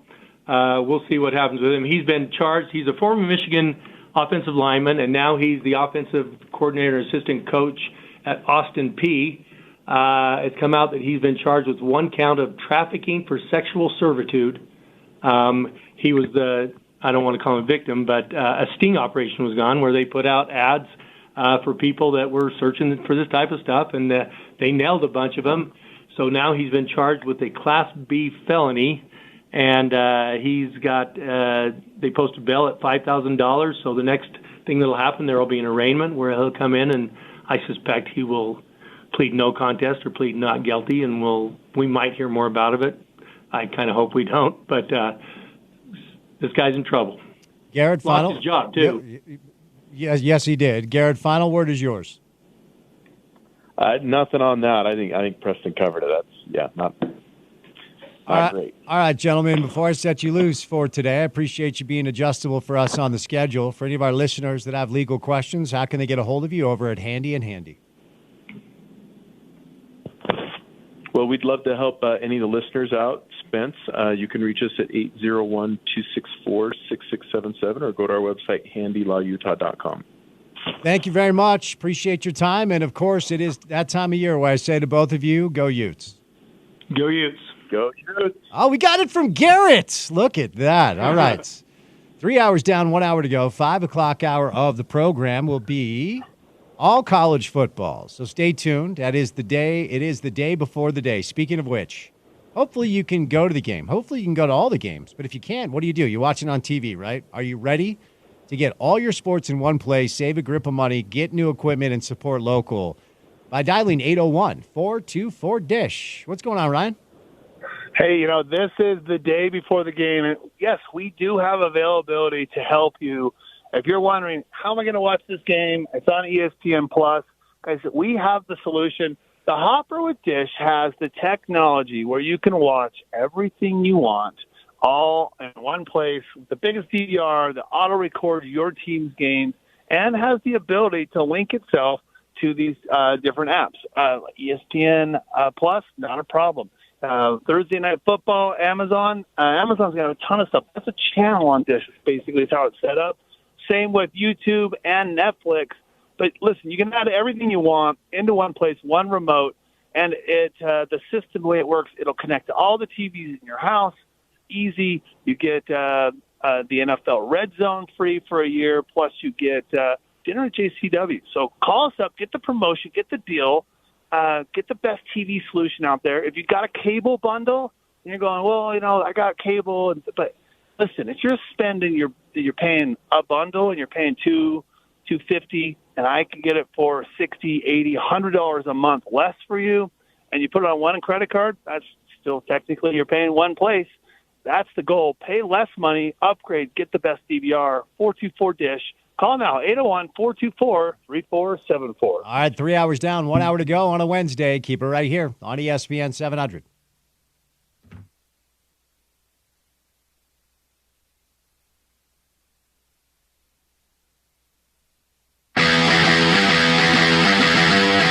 Bernard, the tailback, 3 wide look here for Utah on 1st and 10 from their own 20, leading at 7-3.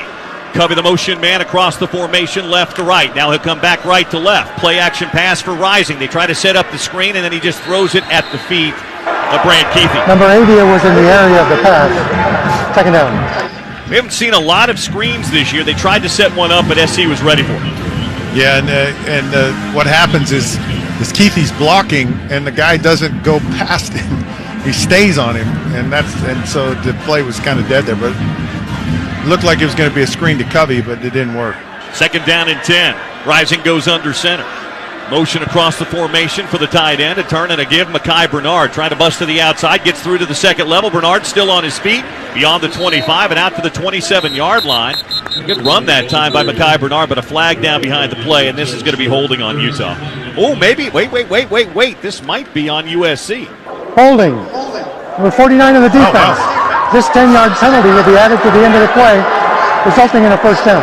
You don't see it often from a lineman on defense, but Tuli Tuipolopto grabs somebody, an offensive lineman, on the inside that time. That'll be an automatic first down. Yeah, and typically you see that on pass plays. But sometimes these defensive linemen, they try to hold when they're going to have a double team block, and it makes one guy not be able to do it. You do not see it very often. But when you do, it's a big deal. Yeah, Bailey and Howard to the right-hand side here. 2 tight ends in the ball game. Tavion Thomas the back of the ball game now. As Keithy goes in motion, Rising under center, a turn and a give. Tavion Thomas, not much there. Tavion running with both hands around the football. He's had fumbling issues, and he gets cut down right at the line of scrimmage for no gain. Yeah, and it's good to see him back in the game. I'm sure he spent the whole bye week with a football taped to his body. Probably slept with it at night, but good to see that he ran and didn't fumble. Raymond Scott made the tackle. Raylan Goforth not in the game yet. He has to sit out the entire first half. He got ejected for targeting in their last game. 2nd down and 10 for the 36-yard line. Handoff straight ahead. That's Mekhi Bernard. Not much there. He picks up 2 to the 39-yard line. And a flag comes in after the play. And this one's going to go against Utah, I think. I think it's going to be an unsportsmanlike after the play, Scott. It is. After the play, unsportsmanlike conduct. Number 55 of the offense is first of the game. This is a 15-yard penalty. The down counts. It is 3rd down. Just kind of a dumb play by Nick Ford. He shoved the guy and knocked him backwards and almost knocked him over after the play. So now instead of 3rd down and short or 3rd down and manageable, you've got 3rd down and it's like about 20. Yeah, and it really is a dumb play. And you have a team like USC that's on the ropes. You can't give them any way back. 3rd down and 23. Utah, we'll see about a 4-man rush here from SC. Plenty of time for Rising. Going to step up away from the pressure and then go down. He'll be dropped for a sack and a loss of 2, and that was an awful offensive series that time around by Utah. They didn't have that same rhythm they had in that last offensive series, and USC gets them off the field. 27 for USC is now number 45. Yeah, and it's so important for Utah to have a positive play on 1st down. And that screenplay that kind of just didn't go anywhere just kind of set the tone. They're just number 21 is also wearing 92. A young team that's just trying to find itself a little bit here offensively, and it's going to be kind of iffy up and down. Peasley to punt. They're coming after it, and they don't get it. It's a short punt by Cam Peasley. It's across the 50, checks up, and goes out of bounds at the Utah 49. Bad offensive series and a bad punt by Peasley. Timeout on the field. And SC is going to start with the best starting field position of the night so far, just a 28-yard punt.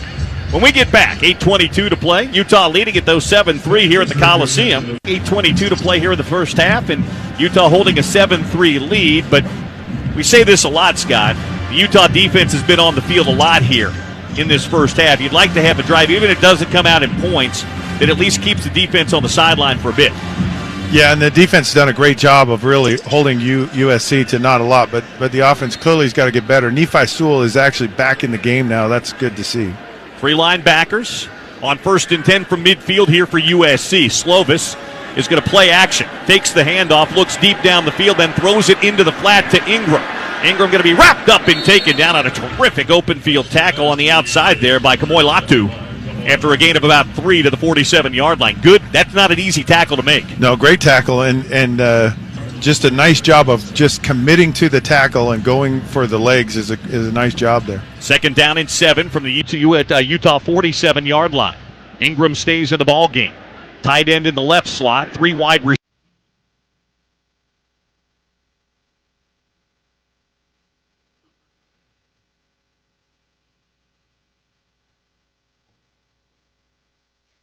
We had to do it.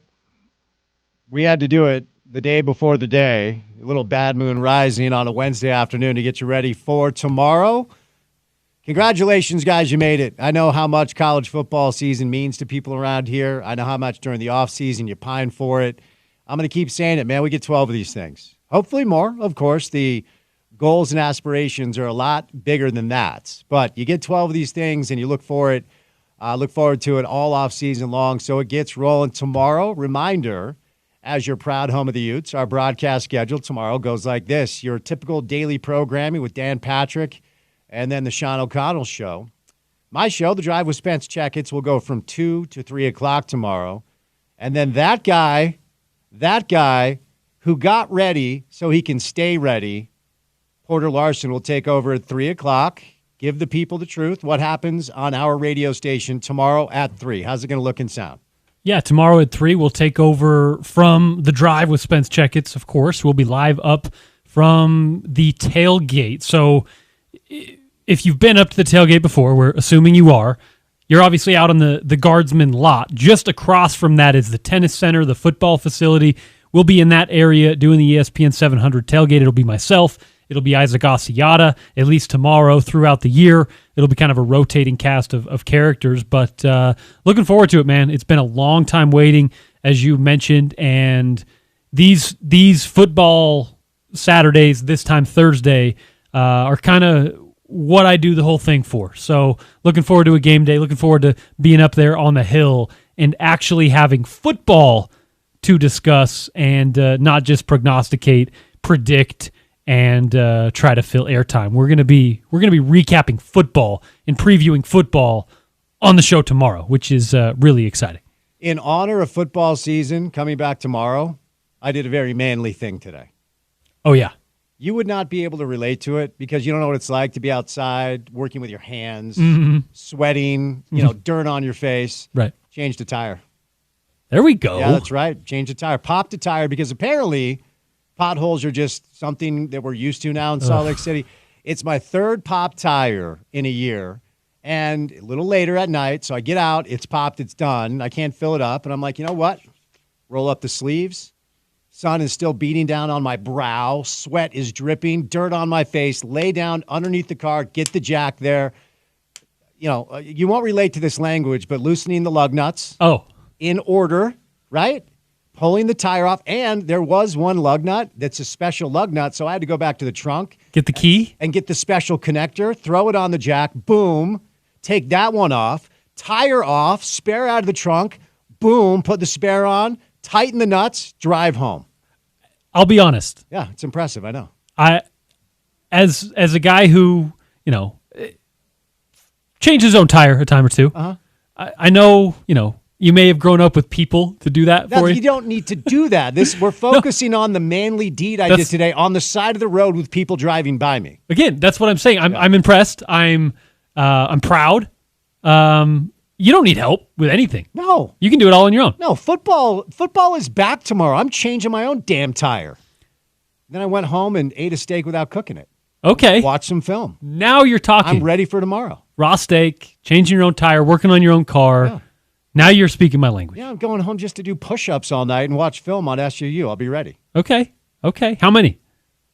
Well, till I max out. Okay. So a few hundred. No, I don't put a number on it. It's until I max out. So manly deed today, football guy over here, I'm ready to go. I love it.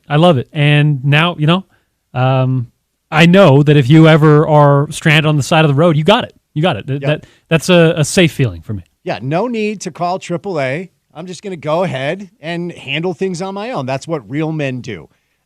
Do we have a tease for the 1 hour edition of The Drive tomorrow? Go ahead. Sure. It'll be you. Sure it will. You'll be here. My name's on the show. I thought we'd get weird because it's 1 hour. Yeah.